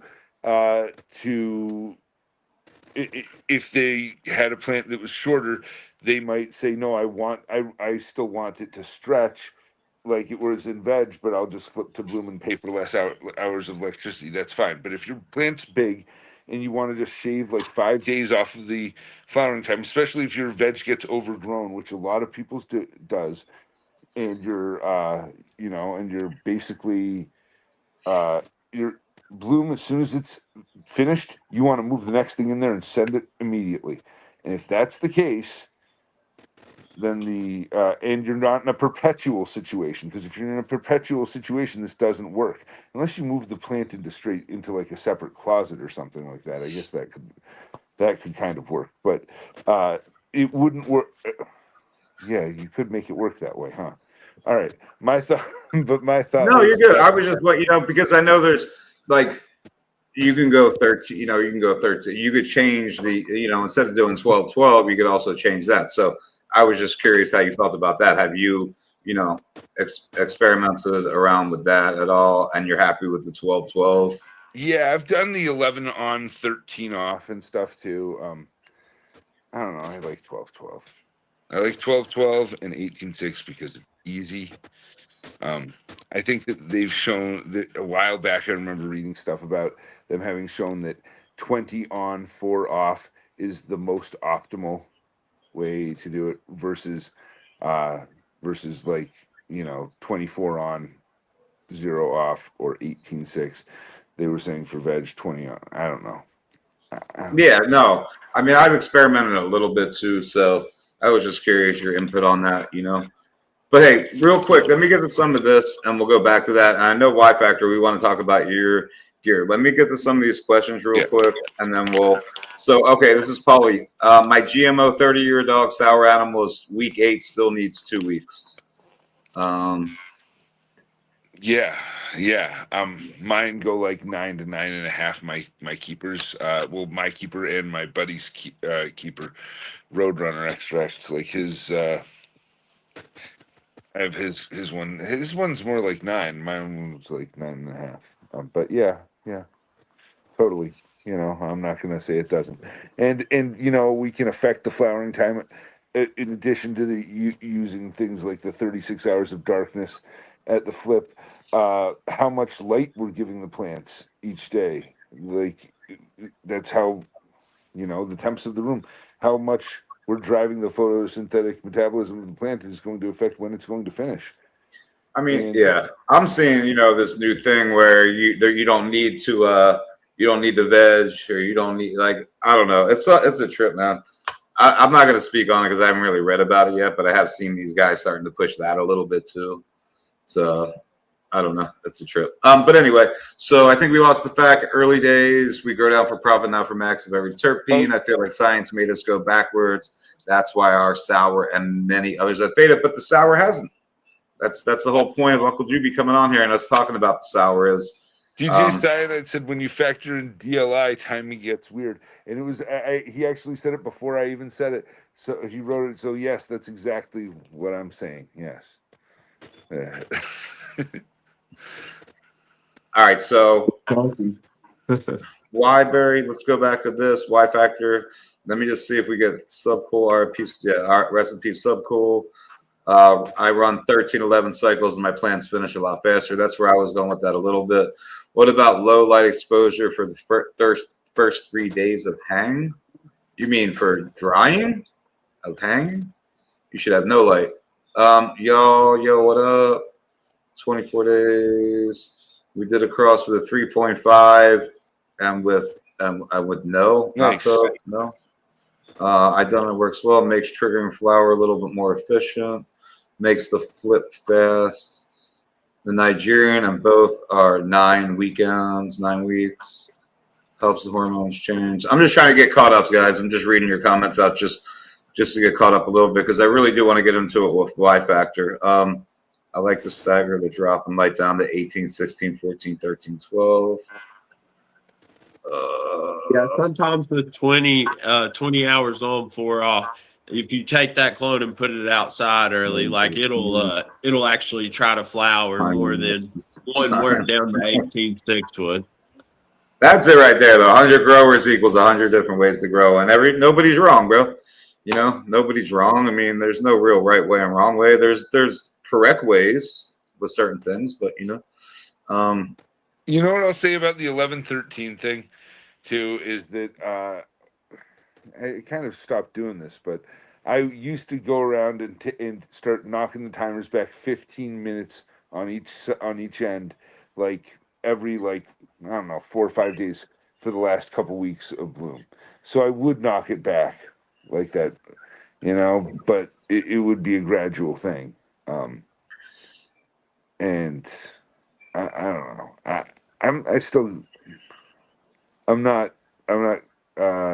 not sold on the fact that the way that I did it made much of a difference. So how do you feel? I mean, I finished with higher blues than mid flower. Also, how do you feel about the blues, reds? Obviously, red you're gonna veg. Blue is gonna be more flower, and blue at the end is great. How do you feel about that? Do you use that? Is that something you use? So I try not to have the far reds in the rooms with the sours, or at least directly over top of the sour. The far blues, you're finishing with like CMH. Is that what he's saying? Some people used to put in those really high Kelvin, the super blue bulbs at the end back in the day. Well, no, and they also have I mean, I'll just say HLG, for instance, you have like R spec, which is your red, and then you have like the B spec, which is the blue. So there's that, and then you also have like UVA, UVC, and that like in the last 2 weeks, if you like, it will frosting as something, like it is cool. Like the lighting hole, that's a whole nother rabbit hole, the lighting thing.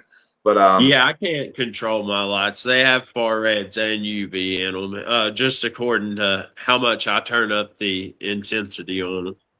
Yeah. Do either of you guys use a Canatrol dry or V-Cure? V-Cure? No. Okay. I'm just the question. I had somebody that's actually just about to buy one because he only has. I've tried it. Whole hang in 14 days. I can't hit like I probably hit 58, 57% humidity and only about 68 or so. Red, blue, and veg, red and blue. You're right. My bad. Yes, I mixed them up. I did mix that up. If I said that backwards, my mind's, yeah. So, but the thing I was being told, which is cool, which we tried, is actually just fuck all that, and you actually have both. So in your room, you have both.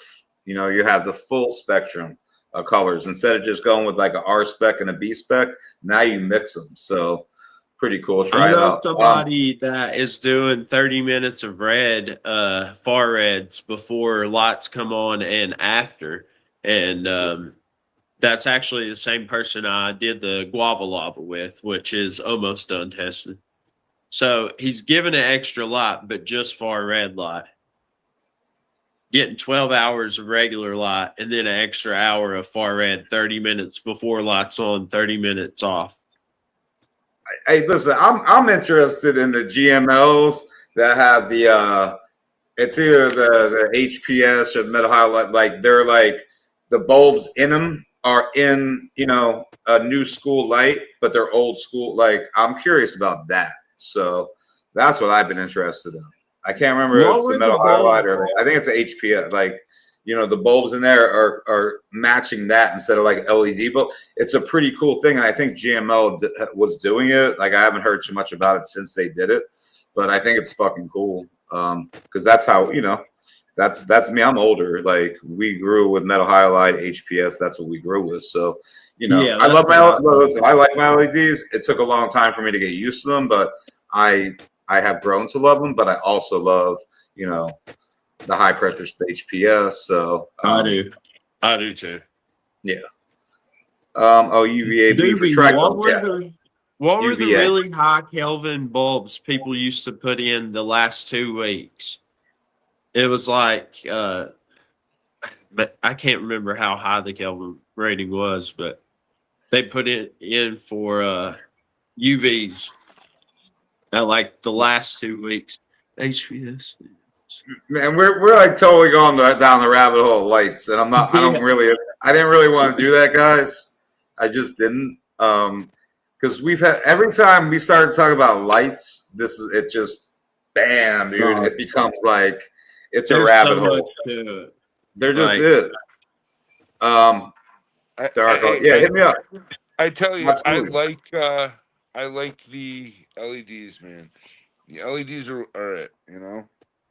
Yeah, no, I like the LEDs now. It just took a little while to get used to them. Well, I don't like the far red on the sours because it drives. Isn't there one with LED and HPS in one picture? I feel like he says a light is a light, yo, and you got NDN. I'm just saying you can't make that shit up, bro. All love NDN. All right, that was a little inside joke. Yeah. Going back a long time ago. It's funny NDN's in here right now. It's just funny. Anyway, moving on. So, hey, sour questions. We could talk lights another night, another day. Like, we can make that a whole Wednesday night. Shit, I got to have 3 different people come on, and we'll have those conversations. Not a problem. But for now, because we're already an hour and a half into this, and I do have somebody coming on here at 10 o'clock that I have never had on before. I really want to start to get into Y factors, what we have on the site, what he has coming up. You guys, there was a couple questions for him before that were way back. I would appreciate if you guys re-ask the questions for Y factor. I will tell you this: we have a collab with these guys coming up. A little bit more testing. As soon as more of the testing results come back, I feel like that should be within the next couple months, we'll say. So Y factor, I think Uncle Doobie just dropped off. So anyway, I'm not sure if he meant to or not, but he might have just been like, yo, out of here, dog. Like, you guys finished up the last half hour. I spent my hour and a half with y'all. I'm good. We'll revisit this in a week or two. So anyway, shout out to Uncle Doobie. I appreciate you, brother. If you come back, cool. If not, all love. You already know. But so I'm going to let Y factor, first of all, talk a little bit about what we have on the site right now and then what we have coming up. So, and please ask questions, guys. So what's on the site right now? And honestly, people have slept on those guava packs. Like, I've completely sold out and like sold the last pack I have in my vault. I need like 1 pack of each one of those Guava Goo F2s back to actually vault for me, because there are no packs left of that. But now everything else, people been loving, having really good success with. But the Guava Lava, me and Shiggity Flips did a collaboration. The Blackberry Lava Flow from Dynasty, we took and hit to the Guava Lolly Kush male, the same male that I did the collab with Doobie with. And one person has chopped it down. 2 people are very close. One's about 2 weeks away from chopping, and then Shiggity is probably, I would say, he's on day 38, so he's got a few weeks left. Now, that one's testing really good, and that one will probably be the next one we drop with the gas. And there's 2 new drops I've done that you don't have yet, which is the Guava Goo back cross number 1, and I have the blue diamonds I've been trying to make for years. The blue diamonds. Yeah, so originally I hit Blue Magoo to Royal Kush number 4, and it didn't really work out that well, so I ended up taking a Huckleberry F5 and hitting it to a Royal Kush male. And it was the IBL V1 male, the same one I made the new Royal Kush back cross with, and it tested amazing. And there's probably only 20 packs of that, but that'll be a really good one, almost like a Blueberry Yum Yum remake. Oh, nice. It's got the purple Kush basically over that Huckleberry. And, you know, a lot of that work, you know, I love that you use a lot of Professor P's work, Doobie. Listen, I just want to say this, guys. Yeah, it was really hard for me to hear Doobie the whole time, and be completely honest. I don't know why. That's why I was trying to strain to hear him sometimes. So I did not hear exactly what he said on that. And I apologize. You know, I apologize that he dropped off. I'm not sure what happened. Maybe his phone died. I'm not sure, but I can tell you this, like, I will have him come back sometime in the very near future, guys. I don't know if you have an answer to that. You know what his reasoning was? He does use mixed light. Like he uses LEDs, but he has some HPS in the room too. But I'm not sure why he doesn't like the reds on the sour. Okay. I would say just how it's finicky, and it eats a lot. So when I've really blasted it with light, it's really easy to yellow it out early if you don't have it fed right. So maybe that's why. All right, and on this, it's funny how people don't want 10 or 11 week cultivars. Commercial, different own schedule, but home growers, what's an extra week or two?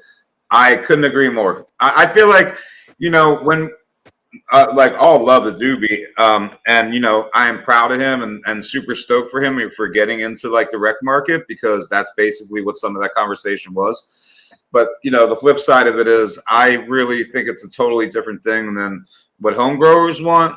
Well, it is. I don't think, I know it's a totally different set of like reasons and this and why we want high THC numbers and all that, which we home growers don't give a shit about. Like we don't, you know. I'm sure there's some people out there that feel like yields are important, but I feel like 90% of us, 80%, probably more like 90% of us, we really don't care about yields because it's for us. You know, it's our medicine, it's our livelihood. It's like, it's, you know, all those things, why we grow are those reasons, and it's just different than a commercial setting. So, you know, I feel like that nails it. I feel like an extra week in a home grow, not going to make or break us at all. It just doesn't really matter. But I know people are looking for, listen, when it comes to rosin, and even if you're in a small grow, you are looking for shorter flowering times at this point. Like I know D-Mac, you know, Tony's a good example of that. He won't have anything in his garden that's over a certain amount of days because they want to flip it for rosin. So, you know, we all grow for different reasons, but I feel like the average home grower, looking to grow really good medicine, chirpy, tasty, doesn't really care about a week, you know. So I don't know. But let's talk a little bit more about breeding for lab numbers also has diminished genetics so much, like the past 10, 15 years. Like we've talked about this before, like some of our favorite strains are 20, 22% with high terps, not 29, not 30. No, and you're talking now, which is wild to me, that we don't even want it if it's not over 30%. Is insane, bro. Like, cool, like it's, and I get it. Like, you know, I know if anybody's gonna do it right, it's gonna be Uncle Doobie. But there are so many breeders out there, because just because he's one of them that will do it right and will take the time doesn't mean they're all doing that. So it's like, this is what's going on in the rec market now. You know, we don't even want to see it if the numbers aren't over 30% THC. It's fucking wild, dude. It just is. And I think that does diminish so much, you know, because like now they're only selecting for, and it's happened over the years, and this is why we are where we are. They're doing their selections for numbers. That's it. It's not for taste, it's not for terps, it's not for, you know, it's just for numbers alone, and that's all they care about. And that becomes a problem. And like, that's why we sort of are where we are at this point when it comes to like the rec market, dispensaries, you know, all that shit. Just whatever. But yeah, the Blackberry Lava Flow we used to, it was made for washing. Purple Punch by Huckleberry, and we've washed it now, but it seems to have like really small trichome glands, where like the Purple Punch is like mostly stalks and small heads. So now with the Guava Lava, we're seeing the heads are a lot larger, and it's still got those crazy tropical fruit terps with a little bit of gas from the Purple Punch, I suppose. So the Guava Lava should be a very good washer. So we have the Guava Lava on there. Okay, so these are things that are on the site right now, guys. The Guava Lava is not on there yet. That's one that's almost done testing along with the gas. That's not on there yet. The gas is not on there yet. That's not on there. Here, No. I'm trying to let me edit this to you real quick. Hold on. You've got a I have- few versions of the Guava Goo F2s on there, and then you have the grapefruit punch, the guava jelly. You have the Royal Straw Guava, which is the first back cross I did with the Royal before I did a pure one that has a little guava in it. And I think you actually have the guava cheesecake, which is Professor P's Gucci crossed to the guava lolly kush that tested really well. Or no, that's crossed to guava good one. Sorry. Well, I just lost my. Hold on 1 second. Sorry about that. Okay. And somebody did ask about the Wyberry Yum Yum too. That is still on there. And I would say if you like that one, definitely the Blue Diamonds. I'll send you soon. They'll definitely like that one too. Yeah. So, has anyone grown the gas? So we spoke about this earlier. Secret. There's a bunch of you guys that got those packs. There's some people that have grown it out already. He follows me on Instagram. I've been posting about the gas testing, so he should be able to see that. Yeah, Secret. Yeah. So, but a lot of you guys got those seeds as freebies from us. He sent we literally sent out every pack. I don't even know. There had to be 20 or 25 tester packs. Could have been more. A lot. There was a decent amount, and all you guys are the ones who got it. So it's not like I gave them out as freebies with orders and shit. Like everybody that came through these lives when I had Live Factor in and probably the next week, all those went out to you guys. So hopefully you guys are growing that out and testing them and can give him more feedback. I mean, there's a bunch of feedback he's gotten already, and that's going to be, Doobie's growing it out as well. This is what we talked about, when Doobie was on here. As soon as Doobie's done growing it out, that's when it's going to be released. So, but, all feedback is like, this is why, people like Y-Factor come through here and we give out these freebies to you guys and let you guys know these are testers. Like, grow this stuff out and let him know, him, me, Uncle Doobie, let us know how they're turning out for you. Send pictures, let us see it all. So, all that helps. Yeah, I'm so small. That's really, I wouldn't have the ability to do this if it wasn't for people growing them out like that and giving them a chance. Yeah, dude, that was cool. Like, we gave out a lot of little tester packs. I think I feel like I Nurse Mary F2. That was a Dynasty. It was a tester. I tested for Dynasty, and I believe it's Platinum Huckleberry Cookies by Ralph Rosenberg crossed to Miss Universe. So wait, what was it? Ralph Rosenberg? Ralph Rosenberg? Rosenberg. I think that's his name. He's got a seed site. And it was named after, in memory of his mom, Professor P named it for his mother. And that's Nurse Mary? Okay. Yeah. Okay. So that was just something I tested. If you've seen it on the Discord. Oh, gotcha. Okay. That was a long time ago, too. Can you tell Sweet Nug a little bit about the guava cheesecake? So the guava cheesecake is amazing. The Gucci is half Blue Magoo BX2, and the guava goo I made using a Blue Magoo BX2 male. So it's really half Magoo BX2, and then a quarter exogenous cheese and a quarter guava punch. So it's like really fruity blue cheese notes, but with a citrus grapefruit tone to it. Almost like a citrus cheese instead of blue cheese. There's not many of those left either. Maybe those are on the site. Those were on the site though, right? The guava cheesecake. They are. Yeah. All right, I'll go through the questions and then we'll run down what's on the website. I could pull it up on the other screen unless if you know what's there, we could just, I know we did this last time, but like I would like to do it one more time. And I'll pull up the whole list. Like I'll go into the website and we'll just go down it. And you could tell everybody. Pull a pack of each of the F2 guavas off because I have none in my vault. Like those have sold out like crazy. I'll pull it off the website. Have to give me one of each one of the F2 guava goos. so I can actually vault them. All right, just wait until as soon as I pull it up, say take one off there, and I'll just Yeah. pull it off of the Just the inventory. guava So, goo. All the guava goo F2, the number 14, all the numbers. all right, well, as soon as I'm in there, just tell me. So I got okay, so yeah, they just want anything nostalgic. So a lot of his stuff's gonna have Professor, like he just said. You have something with Blue Magoo in it. You know, you have the Exodus cheese. A lot of that stuff is going to be Kush. like that. The Royal Kush was made in the 90s with Sour Diesel, Garberville, Purple Kush, and Highland Afghani.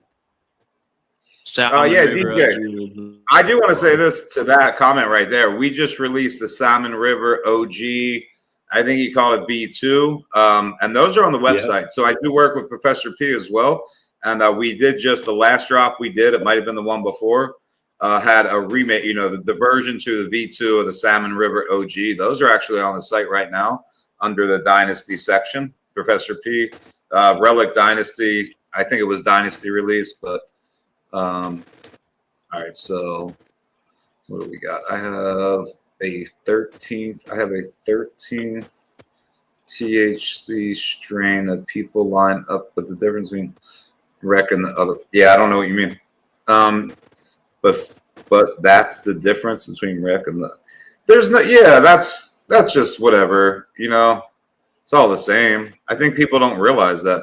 I literally had a dude like in this place I was in 2 days ago trying to talk. We were talking about medical cards in Florida. I'll just say that, right?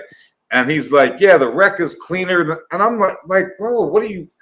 I cannot stand people that are like ignorant and they act, and I mean that in the greatest sense of the word. Like you are literally talking about a medical program compared to a rec program and telling me, someone that knows what the fuck they're talking about, that the medical weed is 13%. He came up with this number too, cleaner than the rec. I'm like, what? Not even having this conversation, bro. Like it just shows how ignorant you really are to even try to say this shit, you know? It's just wild. I don't know. Like the lack of education is insane. It just is. But logo is sick Y Factor. Thank you. I just had it revamped too. I can definitely multitask. All right, so let's go down the list. I'm gonna get into this other window real quick. And then you'll tell me also what it was that you wanted me to put. It's just easy. My mind, I got so many different things going on right now. And I can multitask like a motherfucker, but I think my it's like 12 things at a time. Once I hit 13, it's like it's a lot. You know, it's a lot. I don't know how you do it. Bro. Yeah, I don't know how I do it sometimes. I'm like, yo, I pull that shit off.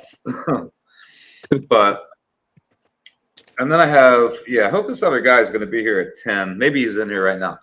But okay, we're going to go down the list. So guava sauce. So this stuff is all on the site, guys. And I think we have, it looks like there's about 20 strains, right? So I think there's 20 on here, 12. Wait, 1, 2, 3, 4, 5, 6, 7, 8, 9. Whatever. There's a handful of them. I want to go down a list with him. And this is what's on the site. And then we will, I think there's new stuff. This is what you and I talked about, right? There's going to be some new stuff coming. So there's 2 new things I'm releasing. All right, so let's start here though, and then it's going to be the guava sauce. Let's talk about the guava sauce first. Okay, so that's just a sibling cross of the grapefruit goo and the guava lolly kush. And the guava lolly kush and grapefruit goo, only difference is the GLK has that little bit of lemon lollipops in it. And that's the Royal Kush, the lemon lollipops of the guava goo is what that is. So the grapefruit goo is... And the grapefruit goo is just guava and royal without the lemon lolly. And the Royal Kush came from, let them know where that came from. I'm sure they'll all know. California, Mandelbrot bred that. He passed away in the 90s, and his brother took over his seed company. It's Emerald Mountain Legacy. And it's Emerald Mountain Legacy. And I've actually got to meet him. We did an event up in Michigan like 2 years ago. He was up there.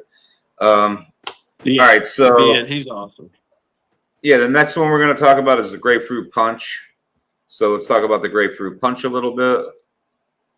So that That's just another version, but opposite the reciprocal breeding, using a different male and a different female. And that actually has the grapefruity guava dominant grapefruit goo in it. Whereas I also have like a royal one that's strawberry more gas. All right, so different phenos then, right? I mean, different. Did you use the same male in those, or is this just? Let me see. I had to look at my notes. Let me see. Guava sauce. Yeah, the guava. I think it was. Is it the same? The guava sauce. The guava sauce is the Royal Kush Lemon Lollipops Guava Goo. All right, that's the Royal Kush Lemon Lollipops Guava Goo. So that's the grapefruit goo. I did like 20-some breedings last year, so it's hard for me to keep up with. So yeah, I actually did the grapefruit goo 2 is the more royal strawberry Royal Kush dominant one in the guava sauce, and then the guava jelly that was guava goo 14 with the GLK male. All right, no, and then you asked about grapefruit punch, didn't you? We went, yeah, okay, so we did the guava sauce, and then the grapefruit punch was number 2 on the list so far. Yeah. Okay, so grapefruit punch is the guava goo female with a GLK male.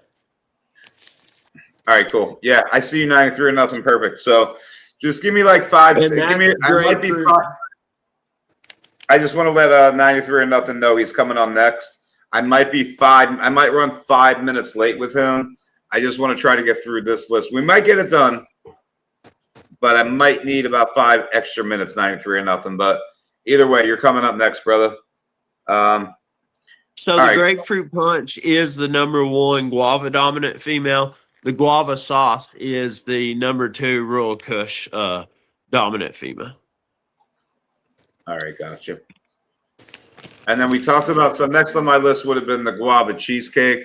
We already touched on that. So, we talked about that a couple of minutes ago, guys. And then we have the guava lolly kush F2 number 6. So these are the ones you wanted me to pull something off of, right? No, not those. It's the guava goo F2. Then let's talk about number 6 and number 11. Yeah. Yeah.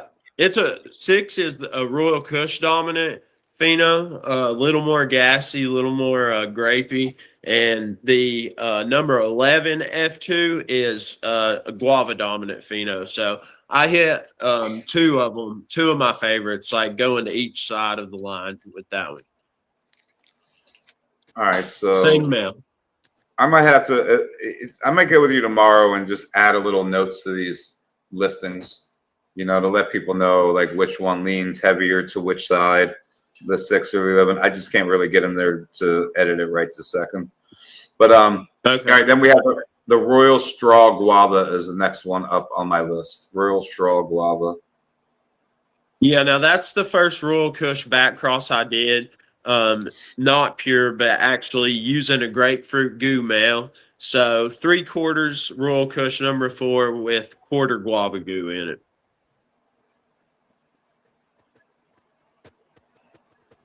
All right, and that was the Royal Straw Guava. And then we have the guava jelly. And there's actually a couple 5-packs it looks like on here. So he did make a small, some smaller packs for you guys, and those will be 5-packs. And you guys, I can't really talk anything, anything, but I would just say go to the site. Just know that the guava jelly, there's going to be 5-packs and full packs. So we can talk a little bit about the guava jelly now. And that's almost a guava goo back cross, but the guava lolly kush is only 1/4 guava goo. So it's just the GLK hit back to the guava goo 14. So not a full on back cross. The percentage would be around 60% guava goo, I suppose. Something like that. All right. Hey, I just want to say real quick to DJ, the best way to do that is to do exactly what I do for you guys, man. I will give them out. If you want to get your work out there and you're not worried about not necessarily for cash purposes, let's have you come on. Let's send me freebies. I'd be happy to send them out like I do with all these other guys, we'll give them out. You know, we'll give them to the people. Like we'll get it out there. Like 93 or nothing, who's about to come on with me next. He sent a bunch of freebies that we're actually going to give some out tonight. We're going to give some out to the room while I have him in here. If you ever wanted to come on and, you know, like you want to get your work out there. And like I said, you know, the second part of what you said is not necessarily for cash purposes cool. Like I'm totally willing always to at least have you come on and talk about it and get your gear out as freebies wise, you know, give it out, like do some cool stuff with it. So there's that, you know. Yeah, but what Dope Smoke said too, you already know how I feel about it. I feel like the lobbyists, the hemp farmers, I feel like, you know, I wouldn't put too much stock into that. But you know, everybody's going to feel however they want to feel until it actually happens. But you know, at the same time, like I said, I'm happy to always, like we're going to do tonight, like I do on Saturday nights. I'm always happy to like give, you know, get it out there to the people. And I have a huge amount of custom, you know, we can put it in with orders. Like there's so many different things we can do. So, you know, you can always hit me up, man. Not a problem. But all right, so we did okay, so we talked about the guava. How about the next is going to be the Wyberry Yum Yum. So Wyberry Yum Yum is the next. Wyberry Yum Yum, that was the pre-98 blueberry. And I mislabeled that one. I know it says BX3, but it's supposed to be Blue Magoo BX2 now. And actually, you can just give those out as freebies with orders now because they're going on 5-6 years old. So I don't know if I told you last time, but you can just give those out free with orders. The Wyberry Yum Yum now. All right, so anybody that gets a pack of Y Factor genetics, you guys are going to get a free pack of the Wyberry Yum Yum, which is pre-98 blueberry. I think pre-98, right? Pre-99 you have? Pre-99 yeah, blueberry? pre-99 blueberry. All right, pre-99 blueberry to the Blue Magoo BX2, which is Dynasty. So, hey, and no matter how old they are, they've been stored good, you know? I mean, I know you should be able to. Somebody just popped them 6 months ago, and they're still popping. Yeah, you should be able to pop them, no problem. All right, so where we at? The C-Bench is good. I remember. Yeah, sure. So how many of the I do remember that. Two are left on there? Yeah, I do remember that though. You know, that's a huge thing.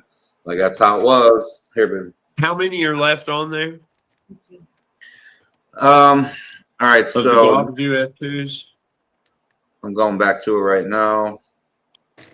And listen, I'll tell you this. So on here, I have Guava Goo F2 out of stock. I will physically look because it's possible orders came in. So I'll go, but the Guava Goo F2 number 14, it says I have 2 of. So I'm not sure. Okay. Yeah, I'll check on the Guava Goo F2s like physically tomorrow for you. You just get on the phone, give me a call tomorrow.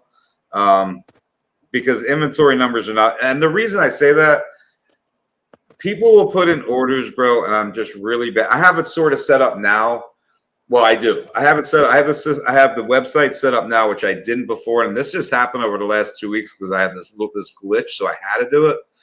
Where you have, I think it cancels orders now automatically if you don't pay in like 72 hours, whereas I didn't before. So there was a whole lot of orders that would come through, and I was bad at canceling them. So if I didn't cancel them, it would still look like there were. But I'll physically go through that stuff tomorrow. So, yeah, I know I have at least 2, like I said, of the number 14.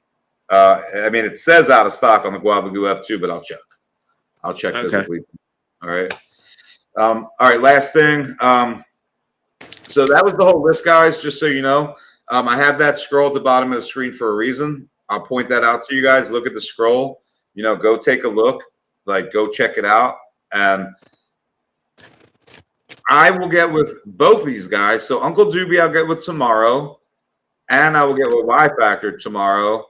And I will say today is Wednesday night. By Friday at 4:20, I'll make sure all the new stuff from Y Factor's on there. And all the new stuff that me and Doobie pick out is going to be on the website as well. So, but for now, everything that we went over today is on the site for Y Factor. The Uncle Doobie stuff, I'm telling you guys, man, there's a pack of Sour Diesel 2.5 in his packaging on there. And that's, you know, if you guys are looking for something like that from Uncle Doobie, I would definitely recommend go looking at the website, because you guys will find some stuff on there right now that probably shouldn't even be on there, because I know it was released in different packaging and blah, blah, blah. But you might find it on my site and his packaging for a lot cheaper right now. So just saying, you might want to go check it out. All right. So Even though the F2 sold out, I'm releasing a Guava Goo BX1 along with the Blue Diamonds I told you about. So it's the grapefruit goo hit back to that Guava Goo 14. Let's go. All right. So is your club membership only for Virginia natives, Y Factor? It isn't. I prefer it just so you can come to the meetings, and we do it through Patreon. You get 6 packs a year, but I can set it up to where if you are out of state or far away, I can ship you the seeds. I just wouldn't do it every 2 months like I give seeds to everybody else. And I still offer my consulting help if you want to learn how to breed. And that's the Virginia Genetics Club, ran through Patreon. Okay. Y Yes, Factor, I you will going be to up at the Home Growers Club of Virginia, thcva.org. They're having a party on 4/18 for 420, Saturday, April 18th at Homegrown VA. And now that I think we have about 18, maybe 20 members in the club, we're going to have a party with them too there. So I'll be there probably the 17th and 18th. Yeah, there's 1 pack. If we're talking about the same thing, there's 1 pack. You should go grab it. Like, yeah, they're fire. I wouldn't be surprised if it's gone by the time this live is over, because I guarantee it. Yeah, because they're like, you're not gonna, if you find it, I'm just letting you know it's going to sell out, because there's only 1. I don't think I think I have 1 pack. That's it. I think it's already sold out. I just got a few packs, and they were sold before I even got them, just to my buddies. Yeah, I'm telling you. And, you know, listen, I'm just going to put it like this. People do collabs, right? It's totally understandable when people do collabs, because now there's more of a cut, right? It's not just the breeder. It's the breeder and the breeder that he did the work with, like these guys when they do it. And then you have maybe a third person. So when you're talking about just Uncle Doobie and Uncle Doobie's packaging, it's the same exact thing you might find in other packaging, but it's cheaper. So, and it's not, you know, I'm just saying for now, like I would go jump on some of that stuff, like while it's still like that. That's all I'm saying. And I grew real sour cuts in California, and when I tested the 3.5 3 years ago, I mean, it's the closest thing to the real sour I've ever seen in seed. Like terpene wise, like it's it. Yeah. Also, we give away a couple packs of GMO goo. Yeah, we totally can. But real quick, yeah, my site and Leo's site are 2 different entities. You know, my stock and Leo's stock's not going to be the same thing. So you can't really, yeah. If I have something and it says it's in stock from Doobie, it's in stock, and you should grab it. That's all I'm going to say. All right, so 3.5 went with a 1 day. Yeah, I think there's a 2.5 on the site. On my site is what I'm trying to let somebody know. That's all I'm trying to say. Where did the goo come from in this cross? If stated earlier, just sorry. So where did the goo come from? And then 93 or nothing.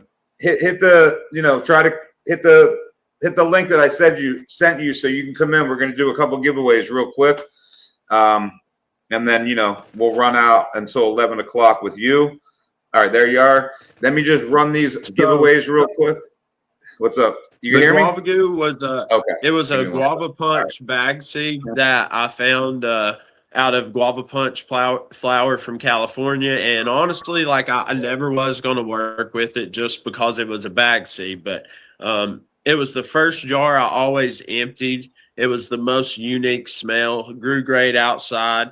I ended up popping the few other seeds I found in it, and it did have a brother. So once I saw that, you know, I felt confident enough to breed with it. But I actually crossed it to its brother and furthered the Guava Punch line, but it was nothing compared to when I crossed it to a Blue Magoo male.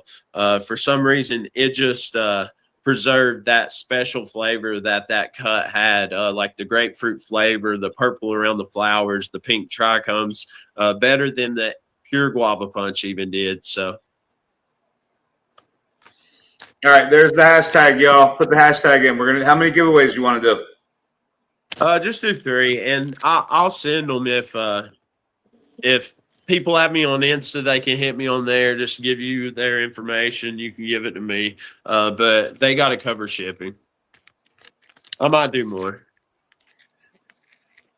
All right, so you guys put in that hashtag right there. You guys have a chance to win a pack. I want to get 93 or nothing in here. I didn't know we were going to do a couple giveaway. I could probably pull him up here anyway, and we can just have him in here at the same time. For sorry, I meant to tell you earlier. Yeah, it's all good.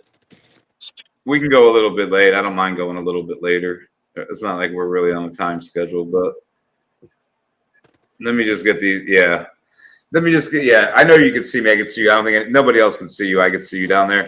So just let me get through these. We'll take like 2 minutes each giveaway. Probably we'll do 3, 2, 4, probably like 6 or 7 minutes. So if you want to just chill down there, you're all good. All right, cool.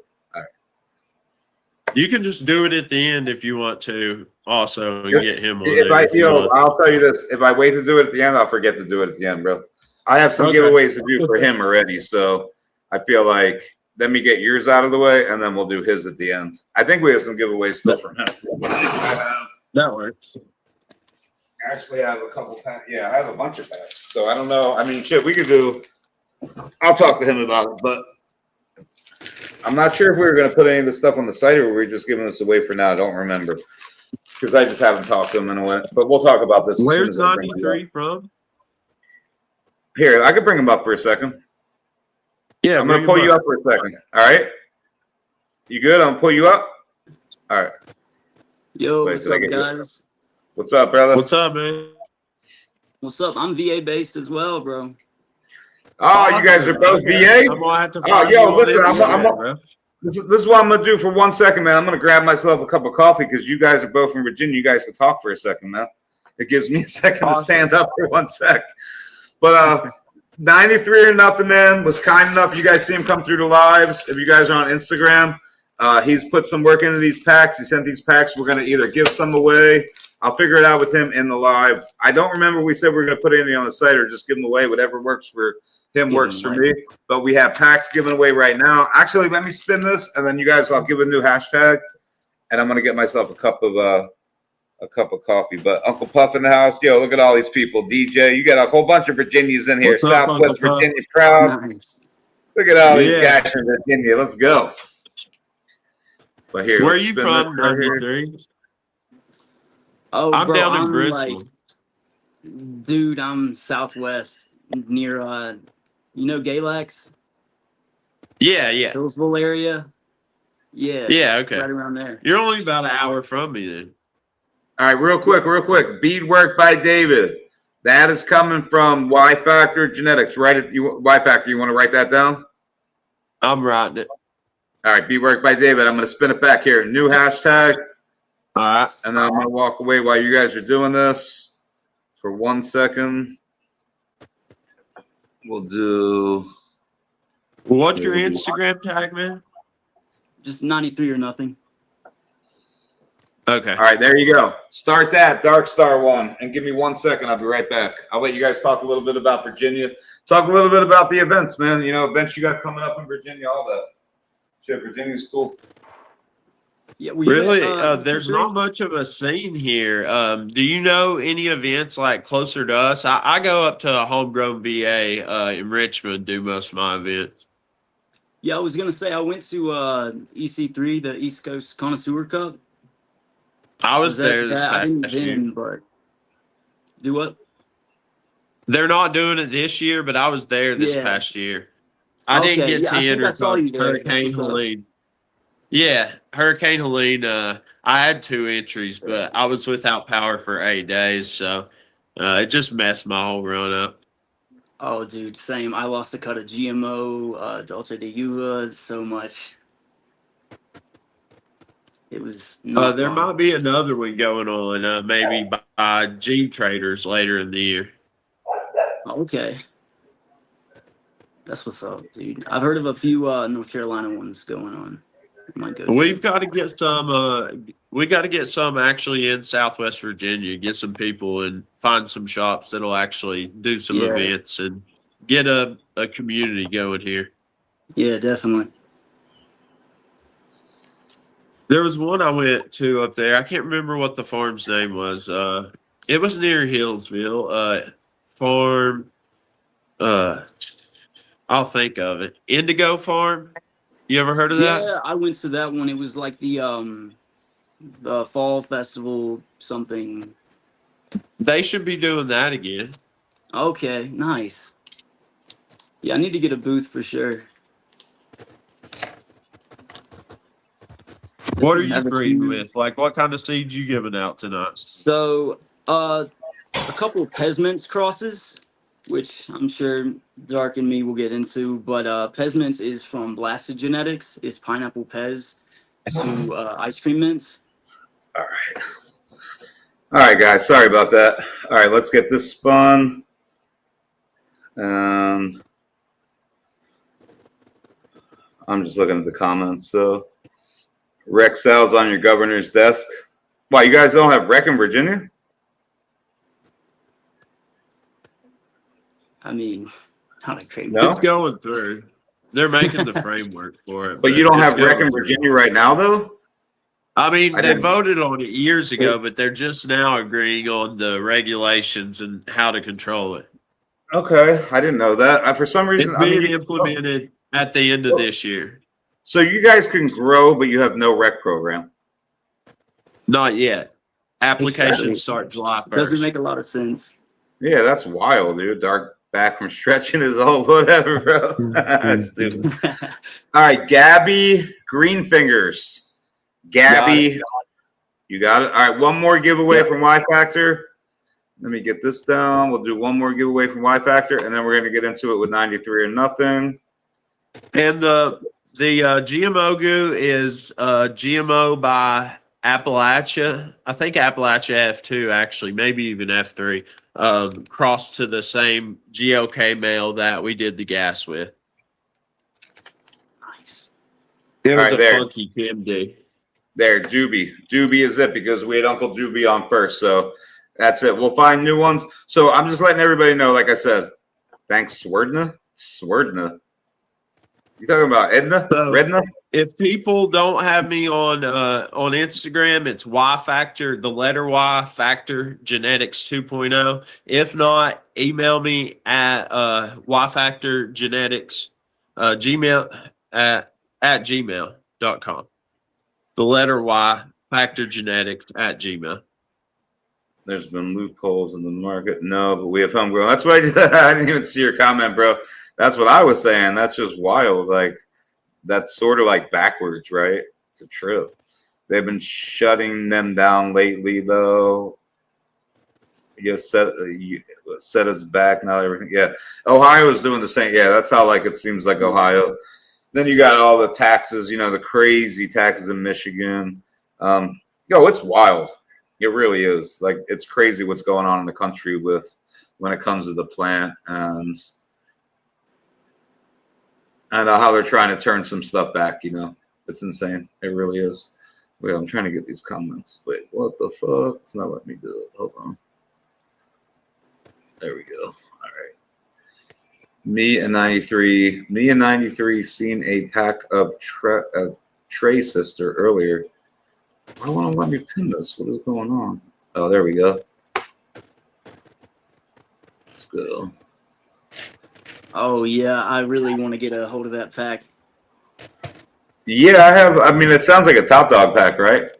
Yeah, it's I believe it's Kim D to Kim Sis, and I'm trying really hard to combine the 4 different Kim Dog strains that I like the most. That being Kim 91, Kim 4, Kim D, and Kim Sis. And it's tough. Check out some of find, Doobie's. but- Some of Doobie's crosses he was talking about earlier. The gas GPT or the the Kim squared, I guess he called it. You would really like those if you tried some of Doobie stuff. Yeah, for sure. What's up, Tri King? What up? Any It is over 30-year dog. now? Has Kim 91 in it. It's like a Kim 91 back cross, basically.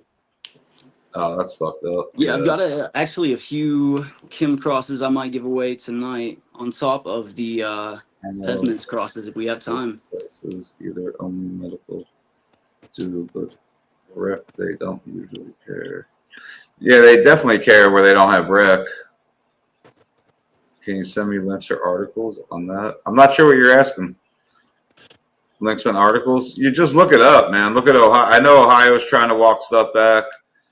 Obviously, Virginia hasn't even gotten into the point where they have a rec market. 5 ounces left. Doobie said his phone died. I figured his phone died. Yeah, I figured that. Let's go. What up, UFO in the house? What up? Oh, my bad. All right, let's spin this one. That BX3, the Skunk VA. All right, the comments are going too fast, man. Actually doesn't carry anything much potency-wise. The BX3.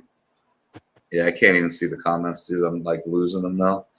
But all right, let's spin this, guys. So this is going to be for the last pack. I think we said we're going to do 3 packs from Y Factor and then 93 or nothing. We have at least 40 minutes. I mean, I'll probably try to end it around 11, but let's just see where it goes. But we do have hacks, and we'll talk about this in a minute. But here we go. Let's give this away. So, bam. Good luck, good luck, good luck. No, you're good, Secrets. No worries, bro. All right, Dope Smoke Organics. Dope Smoke Organics. You won the 3rd pass from Y Factor. Congratulations. And what was it? What was the pack again, bro? It's GMO Goo, which is Mule Skinner by High and Lonesome, somebody else from Virginia. It's the GMO by Appalachia. Let's go. Cross to the GLK, the same father we used in mine and Doobie's collab for the gas. Nice. Actually, very nice. So they can hit me up on Instagram or email. Yeah, and you heard him. Yo, I can't remember. Dope Smoke Organics, like some girl. I can't remember who the other people were, but basically, Swerdna. I think it was Swerdna, 1981. Was that right or no? No. Don't listen to me. I don't know. Whoever the winner Drink were. Fingers, Beadwork by David, and Dope Smoke Organics. Okay. Oh, Gabby. I think Gabby has the same picture. That's what it was. All right. So Gabby, Dope Smoke, and David. You guys make sure you hit him up. What up, Junk Seed? Make sure you hit him up. Make sure you hit up Y Factor, guys. Make sure you guys give him a follow on Instagram. Give him hit him in the DMs, not me. Is my whole point of all that. But I will always help. So if you guys have a question for me, you can't get in touch with him for any reason, not a problem. You guys could hit me up, and I will point you his direction. Not a problem. No problem at all. But all right, cool. So let me get this off the screen. Bam, gives us a little bit more room here. And I am going to say, Y Factor, it's been real, bro. I appreciate you coming on. Yeah. We will definitely revisit this. I'll get with you tomorrow at some point, even if it's tomorrow afternoon. You and Doobie, I need to get with tomorrow. So, like I said, guys, by Friday at 4:20, I will make it a point to make sure all the new Y Factor stuff is on the site, and all the Doobie stuff me and Doobie pick out to put on the site that's not on there now. You guys will see that by around 4:20 on Friday. So, all right, brother, I appreciate you, man. Yeah, thank you. Nice meeting you, 93. Yeah, you too, bro. I'll see you. Cool. All right, brother.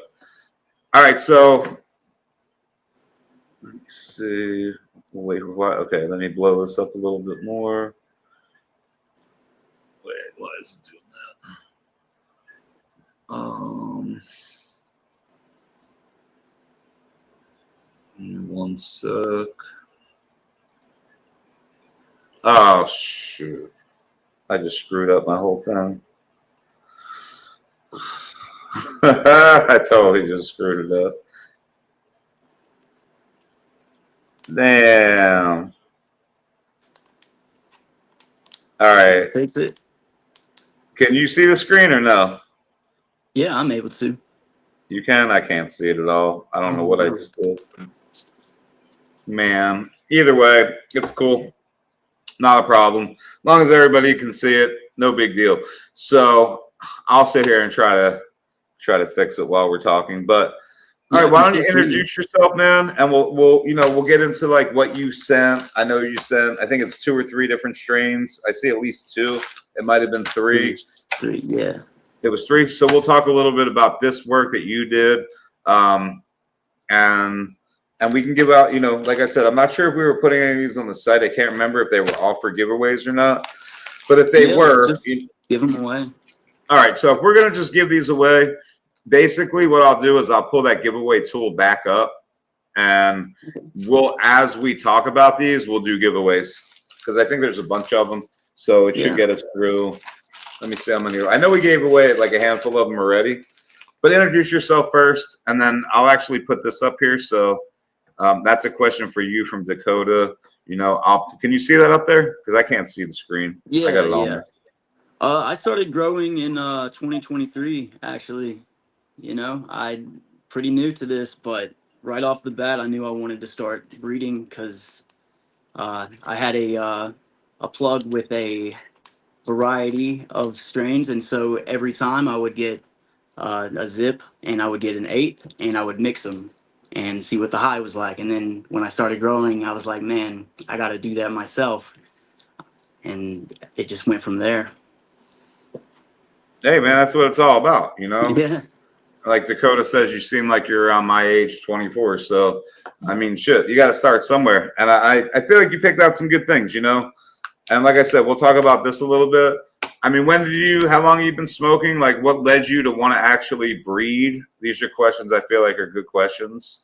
Yeah, well, not, again, I haven't been smoking very long either. I started really in 2021. I smoked maybe 3 or 4 times before that. It wasn't really for me, but I had a glaucoma attack in January of that year. And I went to the doctors and they gave me some eye drops.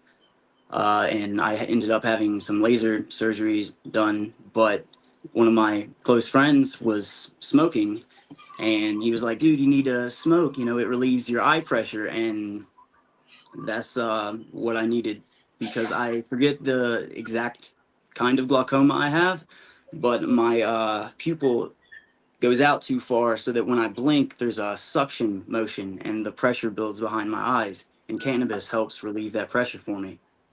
Excellent. I mean, this is like tried and true. I mean, that's something that forever has been, going back to when I was younger, it was always, we always knew that it helped. Now we know so many more things about the plant and so many more medicinal reasons and uses.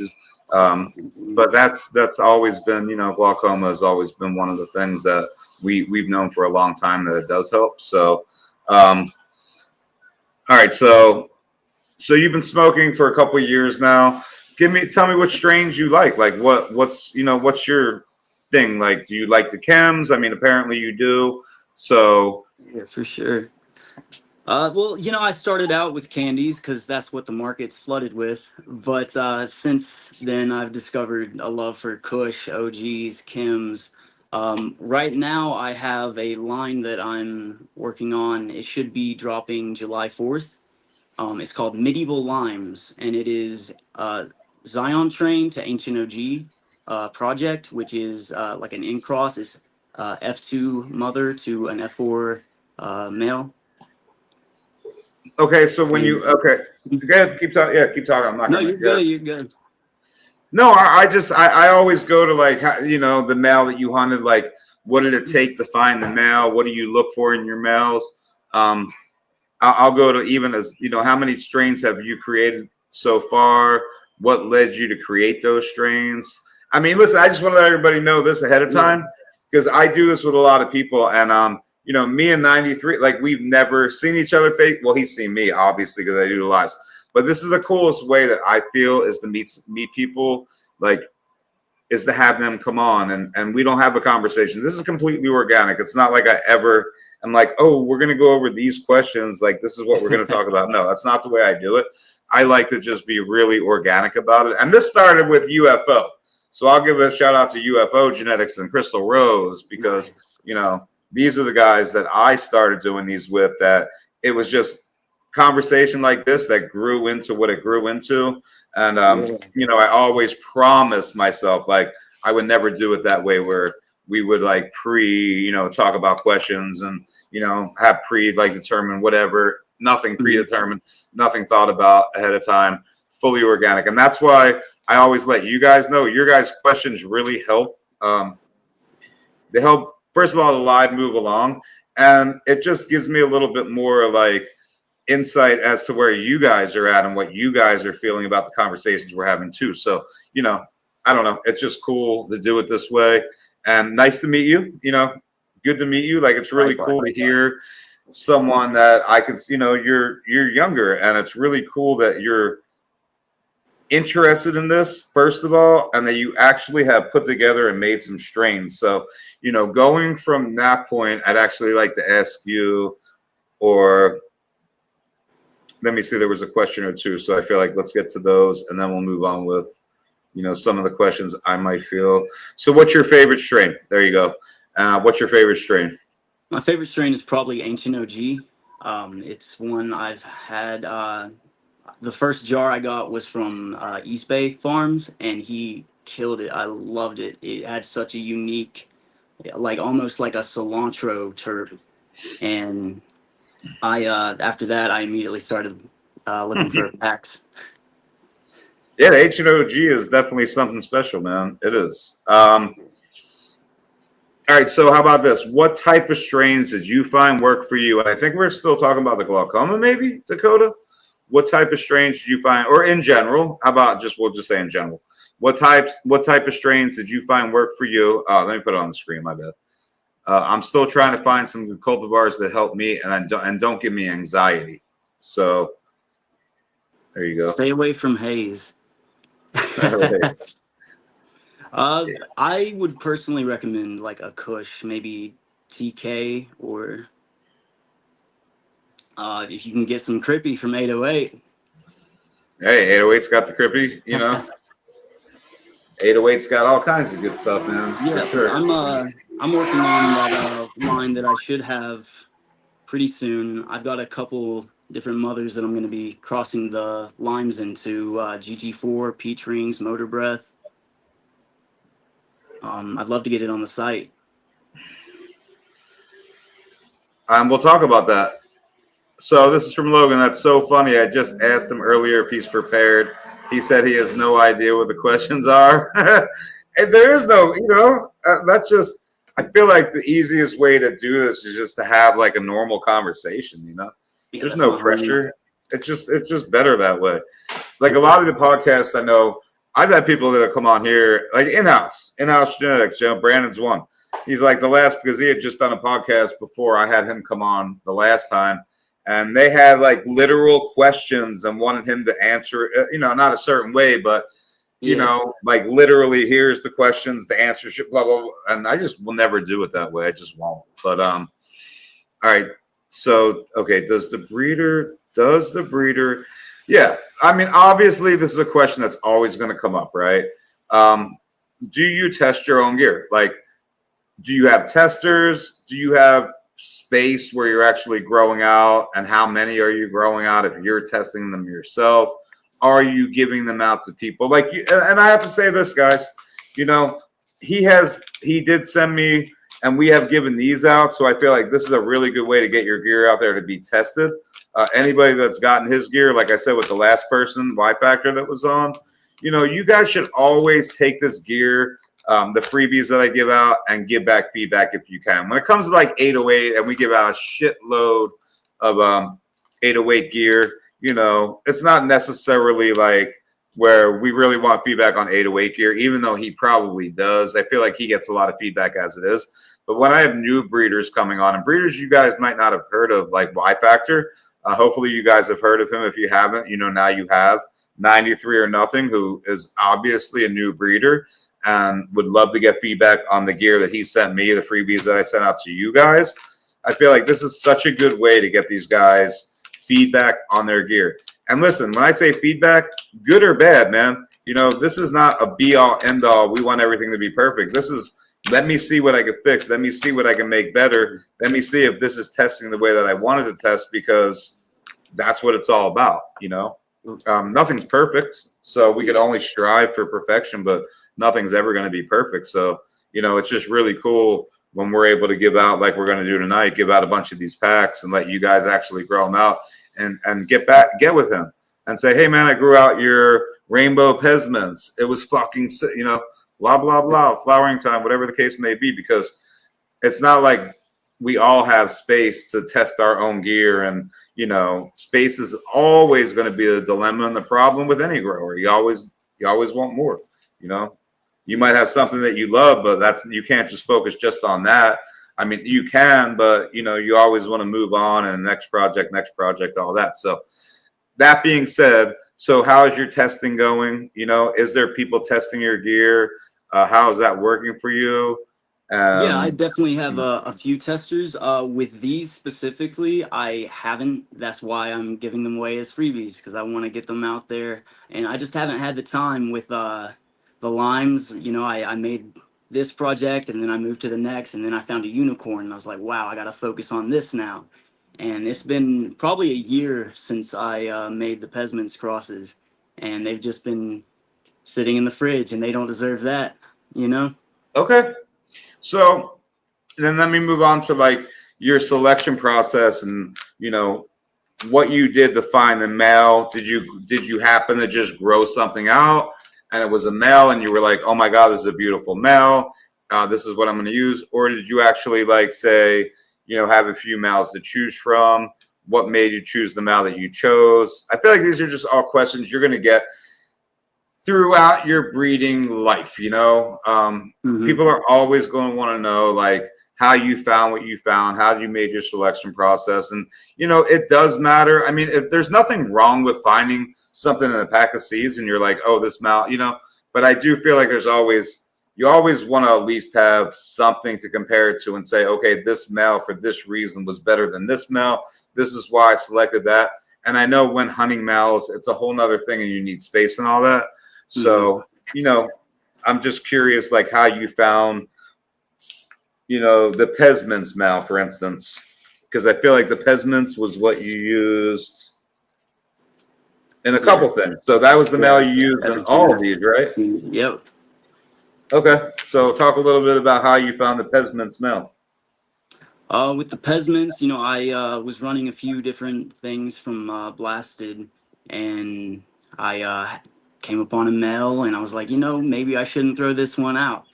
And I had a clone of it, and I ended up running it, and it was frosty more than other males that I've seen. And what really caught my attention was the nose on it, because the pineapple candy, you could smell it before you even got to the room. It was intense, and it really caught my attention. And I said, okay, well, what do I have right now that I'm growing that I can cross with this? And I looked at my clone library, and I had a few different things. And what I more than anything was the Rainbow Pez from Canna Research, because they both have the Pesmins or pineapple Pez in them. Listen, I mean, I can't speak highly enough about Canna Research. So when I saw that you used his gear, it speaks volumes. It just does, because obviously Canna Research is young too. Just so you know that, like, he's actually he's considered him. Listen, he's become like a brother to me. But it's really fucking cool because he's like third generation and he's young. Like, the amount of knowledge that he has, the amount of work that he puts in. You're like now the young generation where he's actually like, it's a trip, man. It's really cool. Like, it's really cool to be in the position that I'm in, to be able to see you guys come up the way that you have. And I'm excited to see what you do and watch you and, see how it progresses with you. and always be here. Like that, you can come through here anytime you want. You know, I see a lot of positivity, like I just do. You know, we have like right here, you know, next generation of breeders need start this young for better generations. Like this is a cool thing, man. You have, it's just really cool. Like it is. It's cool to see you using his gear too. And I'm glad that I had you on tonight. It just really makes me feel very like, you know, optimistic about the future, because it just does. Yeah, man. Thank you for having me. You know, I mean, I'm still learning, but that's part of the fun. I never want to stop learning. Yeah, but you see, you know, I've had people come on here that you're really good at understanding the question. And I feel like there's a lot of people that don't. And it's just sort of, you know, it just shows your maturity when it comes to this. And I really respect the fact that, you know, you've only been smoking a little while. Like you actually made crosses, you found them out. Like, I'm not sure. And I want to know how you hunted the females, you know, like, okay, so the pack of Pez mints or the rainbow Pez, we'll say the rainbow Pez, right? How many packs did you hunt through to find the females that you found? Did you hunt one pack? You found a keeper? You found something you loved? Did you hunt a couple packs? Like, how did you make those selections? Hats off to Canna Research. It was only one pack, they're F1s, but it was like nothing but keepers in that. And it was so hard to choose just one. There was 4 of them that I had to pick between. And I think it was number 8 that was the winner. And just barely. I mean, it had such an incredible nose. And terps are number 1 for me. Terps, then high, and then yield. Yeah, I mean, that's, you know, that's where I'm at too, to be completely honest. It has to have, like, the effects are so important, but it just has to taste good.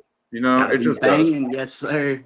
It has to taste good, because the reality is, if it doesn't taste good, I don't really want to smoke it. And it's like, well, if I don't really want to smoke it, it doesn't taste good, then what's the, you know, it has to taste good. I feel like obviously effects are really important, because this is a medicinal plant, and, you know, like, but it has to taste good. Otherwise, I might as well go eat gummies or whatever, you know. So, yeah. Okay, so you've grown out of the crosses that you've made, out of these 3 crosses, what has been grown out so far? Like, have you grown out each one of these strains yet? Has anybody grown out each one of these strains yet? I think someone has popped the rainbow Pesmans. I don't have any pictures of it yet, but when I do, I'll post it to my Instagram. All right.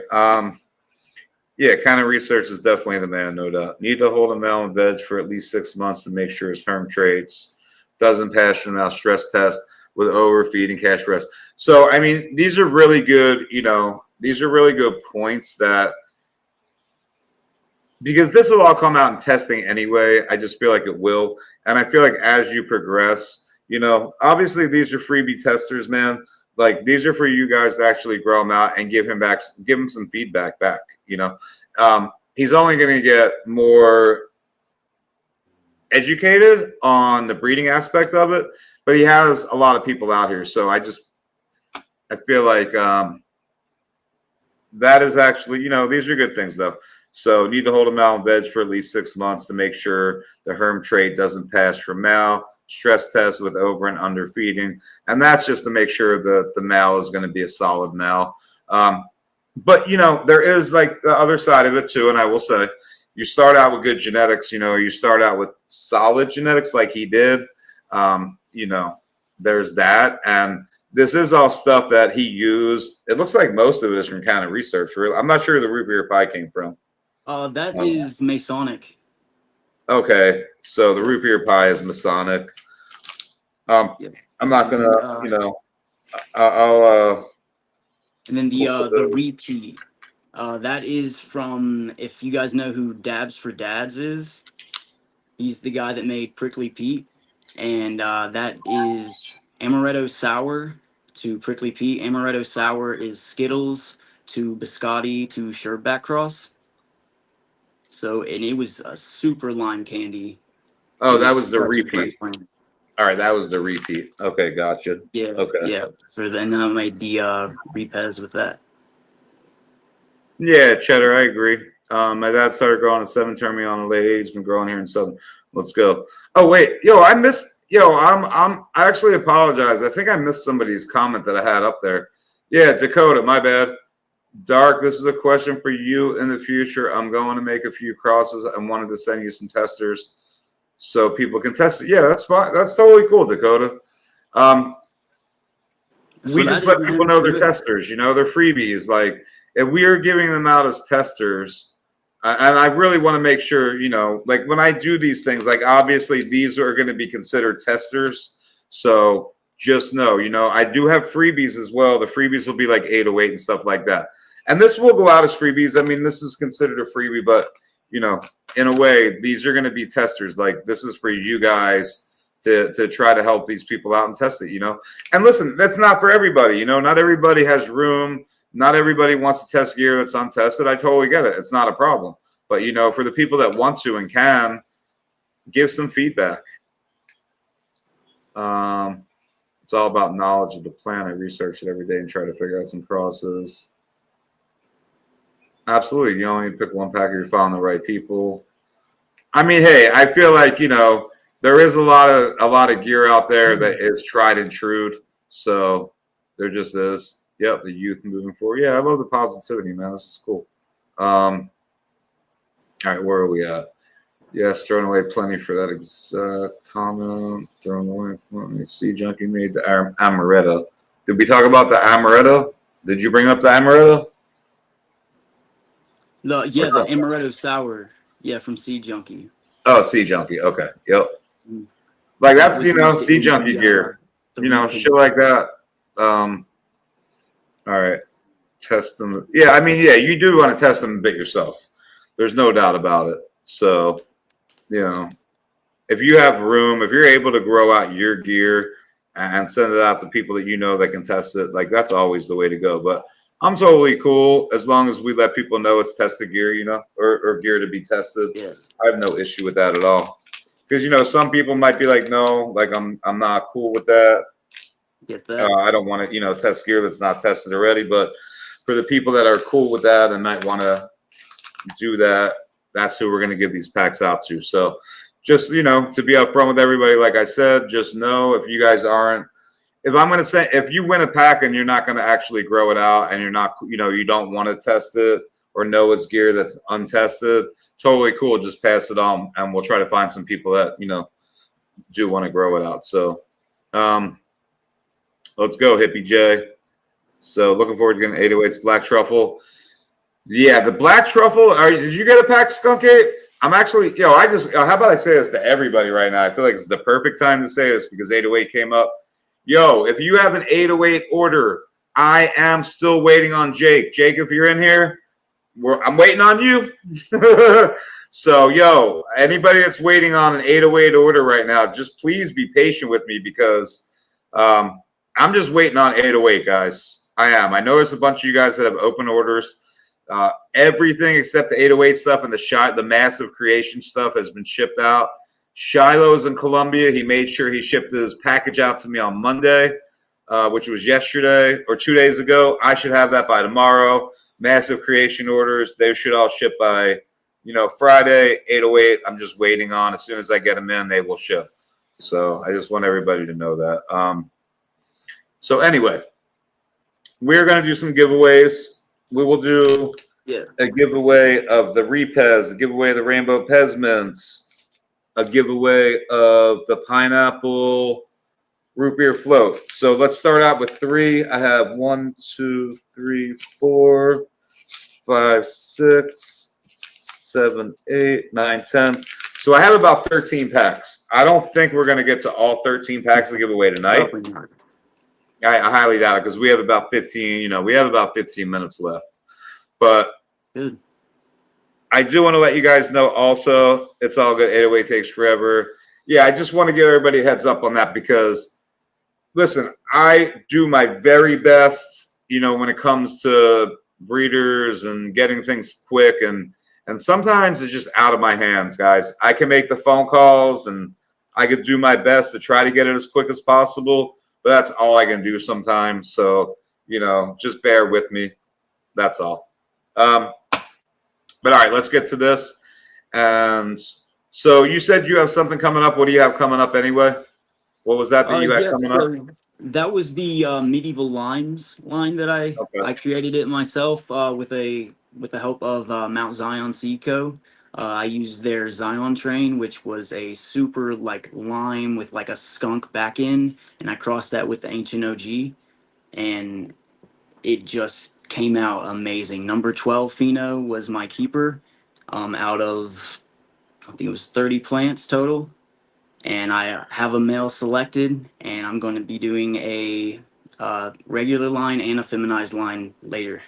But I have a few different crosses: Kim 91, Rainbow Guava number 5, Super Boof, Rainbow City or Rubber City number 4, that Albany cut of Sour Diesel, Motor Breath 15, Peach Rings, and GG4 that I'm all going to cross it into. Hey, Chad, can you shoot me can you send me an email? Chad C 1971. Send me an email. Shoot me an email tonight or tomorrow if you can. Because if you have an order from December, obviously I want to make sure that that's taken care of. Yeah. But all right, where are we at? Yeah, don't quit, man. That's a good thing right there. You know, keep testing gear too. Like, make sure once you get some strains made up, make sure you get it out there and get it tested, even if it's you testing it yourself. It just really matters. It does, because you just don't know. Even though the genetics are good, sometimes it's just, you just never know. And yeah, you definitely don't want to mess it. It's one of those things where you don't want to put gear out there if whatever. You don't want to ruin anybody's garden or anything like that. So there's a lot that has to be thought out, to be honest. But all right, here I'm going to put up this. Where's that? Here, I'm going to put this up right here. Yeah, Chad. Definitely shoot me an email or just give me a call. My phone number is actually on the website. You could always call me directly. That goes for everybody, man. Listen, my phone number is on my website. You guys, I don't care if it's a question about something that happened in a live. It doesn't matter to me, man. My phone number is on the website for a reason. If you guys ever have an issue, you guys ever have a question, you guys ever have any kind of problem, all you have to do is go to the website, scroll to the bottom, and there's a phone number on there, and just call me. Obviously, try to make it between like 10 in the morning and like 10 at night. Like, I'm cool with that. 10 in the morning and 10 at night. Call me anytime. Like, seriously, not a problem at all. I have a business line. I have a personal line. So it's all good. I'm getting some wake-up calls. Yeah. Trump still waiting on it. All right, here, let me do this. Let's get this done. Let's get these. Here, that's the oh, you guys can't see it yet. Wait, hold on. Wait, is it on the screen? Yeah, there's the hashtag. So if you guys are interested to win one of these packs, it's either going to be the rainbow or the pineapple root beer float, the rainbow Pez mints, or the repez. So there you go. If you guys are interested to win one of these packs, put the hashtag up. I'll give you guys about 2 minutes. I've talked to you about an order before. Very pleasant call. Let's go. That's what I'm saying. Call anytime, man. And I think we have enough where I could probably let you guys. How many do I could probably the first 3 winners, I'll just let you guys choose which one you want. How about that? Because I think we have enough. Yeah. I have at least a couple of each. Yeah, I have at least 3 of each. So we'll just do 3 winners tonight. And I'll let you guys just choose which pack you want. How about that? I feel like that's cool. Sweet. So I have 4 of the repez. I have 4 of the rainbow Pezmin. 4 of the rainbow Pezmints left, and I have 5 of the pineapple root beer floats. But what I'll do is I'll probably save these. Whatever I don't get through tonight, I will put up Saturday night. So I'll make these part of the giveaways I'll do on Saturday night, guys. I know 93 and nothing comes through there as well. So I'll probably have him, if he's there Saturday, comment on Instagram, and I'll have you guys follow his page on Instagram as well. So we'll save some for Saturday night. But we got about 8 minutes left. Yeah, cool. But yeah, again, man, really cool, having you come on. I love seeing the next generation. Yeah, man. I appreciate it. Thank you for having me. Yeah, not a problem, man. Absolutely. And we'll figure things out. I mean, like I said, I really like to get your gear out there like this and get feedback and get you feedback, and then you just know, because one of those things that you can't really, you have to have testing, and you have to be able to like see it grown out by multiple people, and you can't expect to just start selling packs until that happens. Nah, You know I'm what I not mean? gonna make $1 off untested genetics. That's why Yeah, I'm giving them for free. yeah, it's just one of those things. So, and I feel like the more testing and the more pictures and the more time, and eventually people will be like, yo, who is this? Wait, what is that? They'll see it posted, let people post it. You get pictures and feedback back, and it's just the right way to do it. So it's cool having you come on right now at this stage. I'm Yeah, here to help, man. I'm definitely here to help. So appreciate it. absolutely. All right, I'm going to give you guys like another 2 or 3 seconds. No, I'll give you guys about 30 more seconds, man. And it's not 92 or nothing, Mark. Put it in there right. It's 93 or nothing. It has to be spelled just like it says up there. Yeah, so you have to spell it right, bro. Yeah, if you have an order open with me, Mark, and it's 808, I was just sort of saying this earlier. I'm still waiting on the 808 to come in, bro. As soon as it comes in, obviously I'll ship immediately. If it's something else, Mark, just hit me up you can send me an email tomorrow, or you can just go to the website and give me a call. You're more than welcome to just give me a call tomorrow. Here, I could probably look up your order real quick and see what it is, though.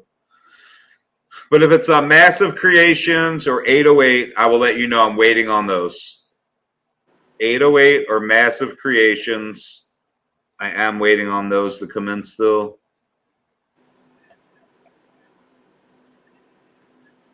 Mark. Yeah, I can't really. You know what? It's really hard for me to look it up right this second. So just send me an email tomorrow. I think I got a paid orders. What's my email? Chad@darkstargenetics.com. Here, I'll print it out for you. Hold on one sec. No, my IG account's still there. So, yeah, no. Go. It's yeah, Chetta, if you go to my Grateful account, just look up one of the posts that I have up there and scroll to the bottom, and you'll see all my Darkstar accounts on there. So just go there and follow them from right there. But here, I'm going to spin this real quick. I'll type in my email so you guys could hit me in the email, anybody that needs to. Let me spin this. Yeah, the lemon. Yeah, I'm waiting on the 808 to come in still, guys. Like I said, I've really done my best to try to be as quick as I possibly can with the 808, but I can't make 808 go any faster than 808 goes. I'm going to have to probably change it up on the website and just write, we'll ship within 2 to 3 weeks. Like, I really don't want to have to do that because I really try to be as quick as I can. And it's just like, I don't know. I'll figure it out, though. It's whatever. It's all good. 808's the homie, man. He's like my brother, so I wish I can get things quicker. I know he's got so much going on. It's not even him.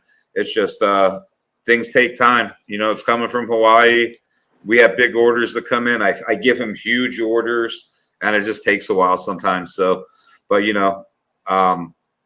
as quick as I possibly can, always I try to get the 808 stuff out to you guys. Just know that. All right, so Chad, actually, you got to hit me up tomorrow anyway. Look at this. See how that shit works out? All right, Chad C 1971. So obviously we need to talk tomorrow anyway.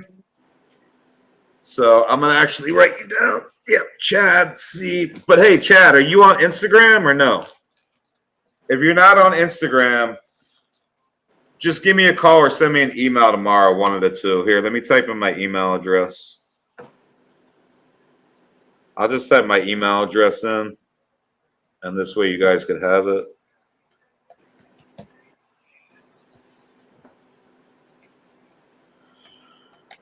All right, I think that's right.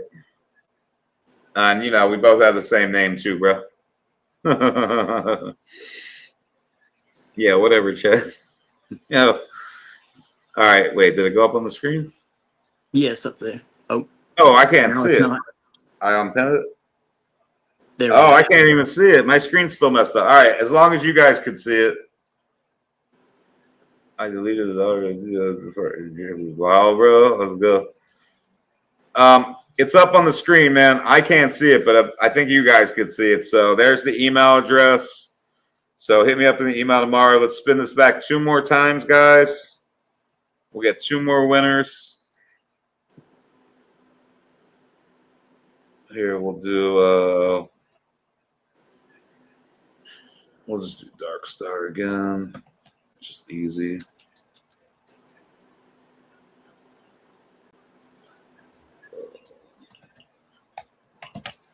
All right, so Dark Star one more time. There it goes. Give you guys another couple minutes to do this. About 2 minutes I'll give you guys. And then at 11 o'clock, we'll spin the last one. And then we'll be out of here. Sounds good, man. And again, I appreciate you for coming on, man. It's not always easy. You were great tonight. I've had many Thanks for people come having me, through. man. And yeah, I thought it was great. So I'll definitely have you come back. You know, we'll revisit this in a couple weeks, a couple months, you know, whenever. We'll revisit this somewhere down the road for sure. Sounds good. Oh, Chad, you know what? Chad, you can let me know which pack. I said you guys could pick your packs, but you got to hit me up anyway. So you could tell me which pack you want out of the 3 that I said tomorrow. Or whenever you hit me up. I'm not in Philly, dude. I actually moved to Florida finally. Yeah, Cheddar. I'm in Florida, bro. I moved just this past weekend, too. Yep, I just moved this past weekend, so I'm not in Florida. I mean, I'm not in Philly anymore, guys. Not in Philly anymore. Finally in South Florida. I'm in I'm like right outside of Fort Lauderdale. Oh, what part of Ocala is cool? I don't know. Ocala's, I mean, I don't know. It's, you know, it's whatever. Yeah, I don't know. I'm not sure. I mean, the forest is there, you know, the national forest is there and shit. Why, you moved to Ocala? Is that where you're going to? It's not really a vacation spot, you know? Shit. Is that Cheddar Bob that works with Tony? I don't know who you're talking about. Cheddar Bob that works with Tony. You're talking about Tony D-Mac, Tony? Yeah, I'm not sure if he's talking to you. I don't know what he's talking about. Hey, go Birds. What do you mean? All I got is the Dolphins down here. 100% a Philly fan. Always. What's rent out here? It's the same price as Philly, bro. So that's the crazy thing that people don't realize. Why would I stay in Philadelphia when I could pay the same thing and be 3 minutes from the beach? Like, to be cold. Yeah, no. Yeah. And there's no state tax here either. So you live in Philadelphia, for anybody who lives in Philly, like, you know, you pay state tax and you pay city tax. The tax is insane. There's no tax. There's no state. There's no city tax, and fucking there's only sales tax. So yeah, it's a totally different, like, you know, it's cheaper. It's actually cheaper to live down here than it is to live in Philly, which is wild. I'm not going to say exactly what rent is, but just it's cheaper than Philly.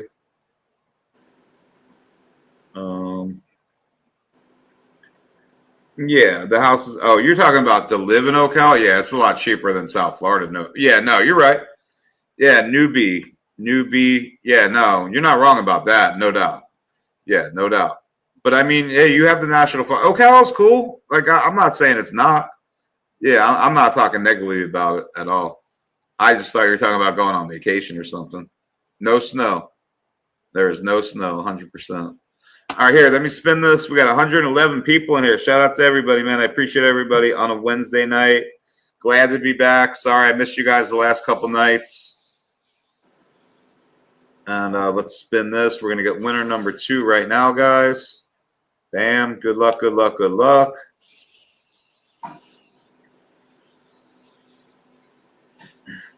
All right, Mark.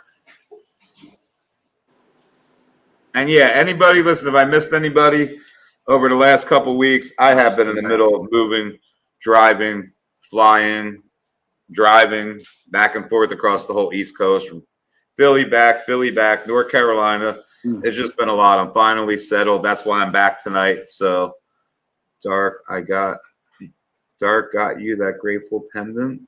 I'll get with. Let's go. Oh yeah, Skunk Ape. Appreciate you, brother. All right, Trent's got a garden. I got you down. So yep, you're the winner, and you'll get to choose your pack too, Trent.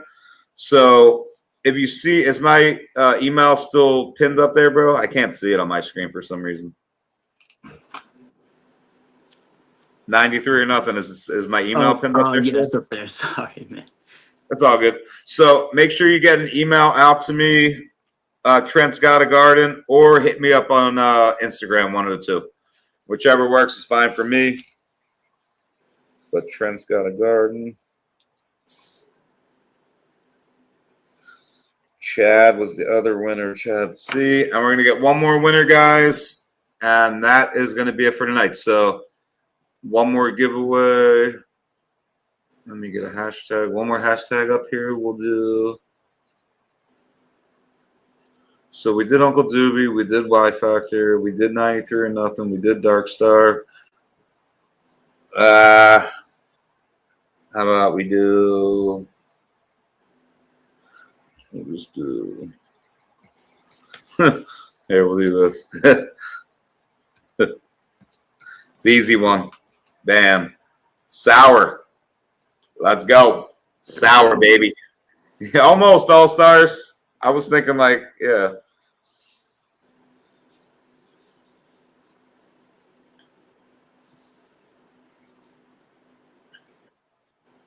All right, good luck, good luck, good luck. I'm going to give you guys 1 minute. So until we'll be at 11:06, basically. When that hits 11:06 on my screen, I'm going to spin it. So get those sours in right now if you guys want a chance to win. Oh, we got 120 people in here. Let's go.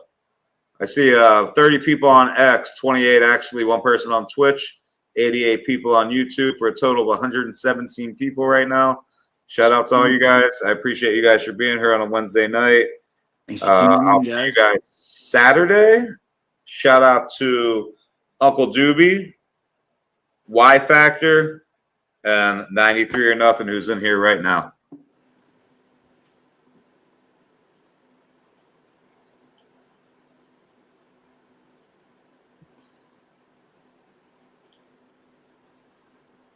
And I think it's just about to hit. Let's go. What up, FU? What up? What up? Three Amigos. What up, brother? Mike Plunkett. Let's go. What up, Hawaii Mike?